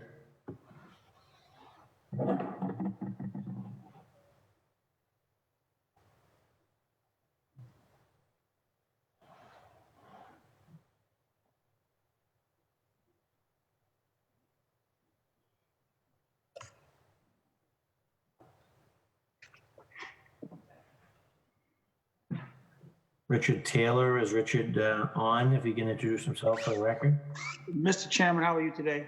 Everything's great. Good to hear your voice and hope you're doing well. Likewise, so far. Thanks very much. And thank you and the committee and Christine and team and City Council President Jenny and your full committee for working with everybody on this. But I just wanted to say this was a tremendous effort by Christine's team, a tremendous number of applications. And I think these 40 projects going into $24 million into the neighborhoods would be great. I just wanted to just thank you for the Nubian gallery contribution to fix our front facade. It's a community-based gallery, but the most important thing is just to recognize all our projects and thank you and the committee for your support. Very good. And thank you, Richard, for your continued community involvement on behalf of our city and beyond. So. And I think that Councilor Janey may have rejoined us. If so, if she has any comment of Richard Taylor. No, I am here, Chair. I just want to commend Mr. Taylor and his team for what they are undertaking and what it will do for Nubian Square and revitalizing the square and giving opportunity to people who live and work in the square already. Again, this has just been an amazing hearing. All of the projects in my district, I'm so excited for, and I just wanted to thank Mr. Taylor for his work on this project. Thank you, Mr. Thank you, Madam President. For the opportunity. Thank you. Good. Thank you, Madam President. Thank you, Richard. Kerry Jordan informs me that there is no additional testimony and no one seeking to join. So that will conclude the public testimony portion. And just as a reminder to my colleagues, the Community Preservation Fund was created upon the adoption of the Community Preservation Act. And Section 5 of the Act provides the City Council shall take action and approve such appropriations from the Community Preservation Fund in order to implement the recommendations of the Community Preservation Committee. So I want to thank everyone for their time and efforts for this whole process, and those that put forward their applications and the community groups. For those that came up a little short and did not receive positive word, then stay with it, reapply. take the whatever comments or constructive criticism that was made available and I guess tweak and resubmit. And to the work that Christine was able to do and her team, they were excellent with respect to the outreach as well as the thorough reviews of all the proposals. Not an easy task, and our hope is that we'll get back on track and our economy will get back on track so that we'll at least have additional funds moving forward, and in an effort to continue to support and sustain all these great proposals. I think the key on the housing side is to try to get as shovel ready as possible, or for all proposals that, for that matter, to get to close to shovel ready as possible. And I think helps their overall application, and it gets prioritized. So that said, the plan right now, obviously this will be in matters most recently heard. I have to work with central staff to compile committee reports, et cetera, given that there are a lot of projects, and it's our expectation that we'll try to have something out for a vote before the council within the next couple of weeks. So any last comments from Director Poff at this time? No, thank you so much. And thank you to those of you who tuned in or testified. It's been a wonderful hearing, and it's just great to work with the community members who've been so engaged, and the council that's been so supportive. We really appreciate it. Thank you. Good. And it's good to see you, and best of luck in your continued recovery, and look forward to working with you moving forward. So if there's no other additional thoughts or comments from my colleagues, we could conclude this hearing. And as we recall, there were two specific docket numbers, the first of which was docket 0407, which is the one we're dealing with now, which is the $24,309,000. And we also addressed docket 0614, which was the for the executive officer, more of the background in the office of the Community Preservation Committee. That was, we addressed that early on with Director Emma Handy. So that said, with respect to this hearing, the Committee on Community Preservation is adjourned. It's good to see everybody. Stay healthy, stay safe, and good luck. And we'll be reporting out fairly soon. And Christine is the director. I'll reach out as soon as we get the committee reports completed, and we can report back to you. Wonderful. Thank you so much. Thank you, Director. And thank you to my colleagues, and thank you for the members of the public that testified, and obviously for the advocates and activists for their continued participation and support. Thank you, and God bless.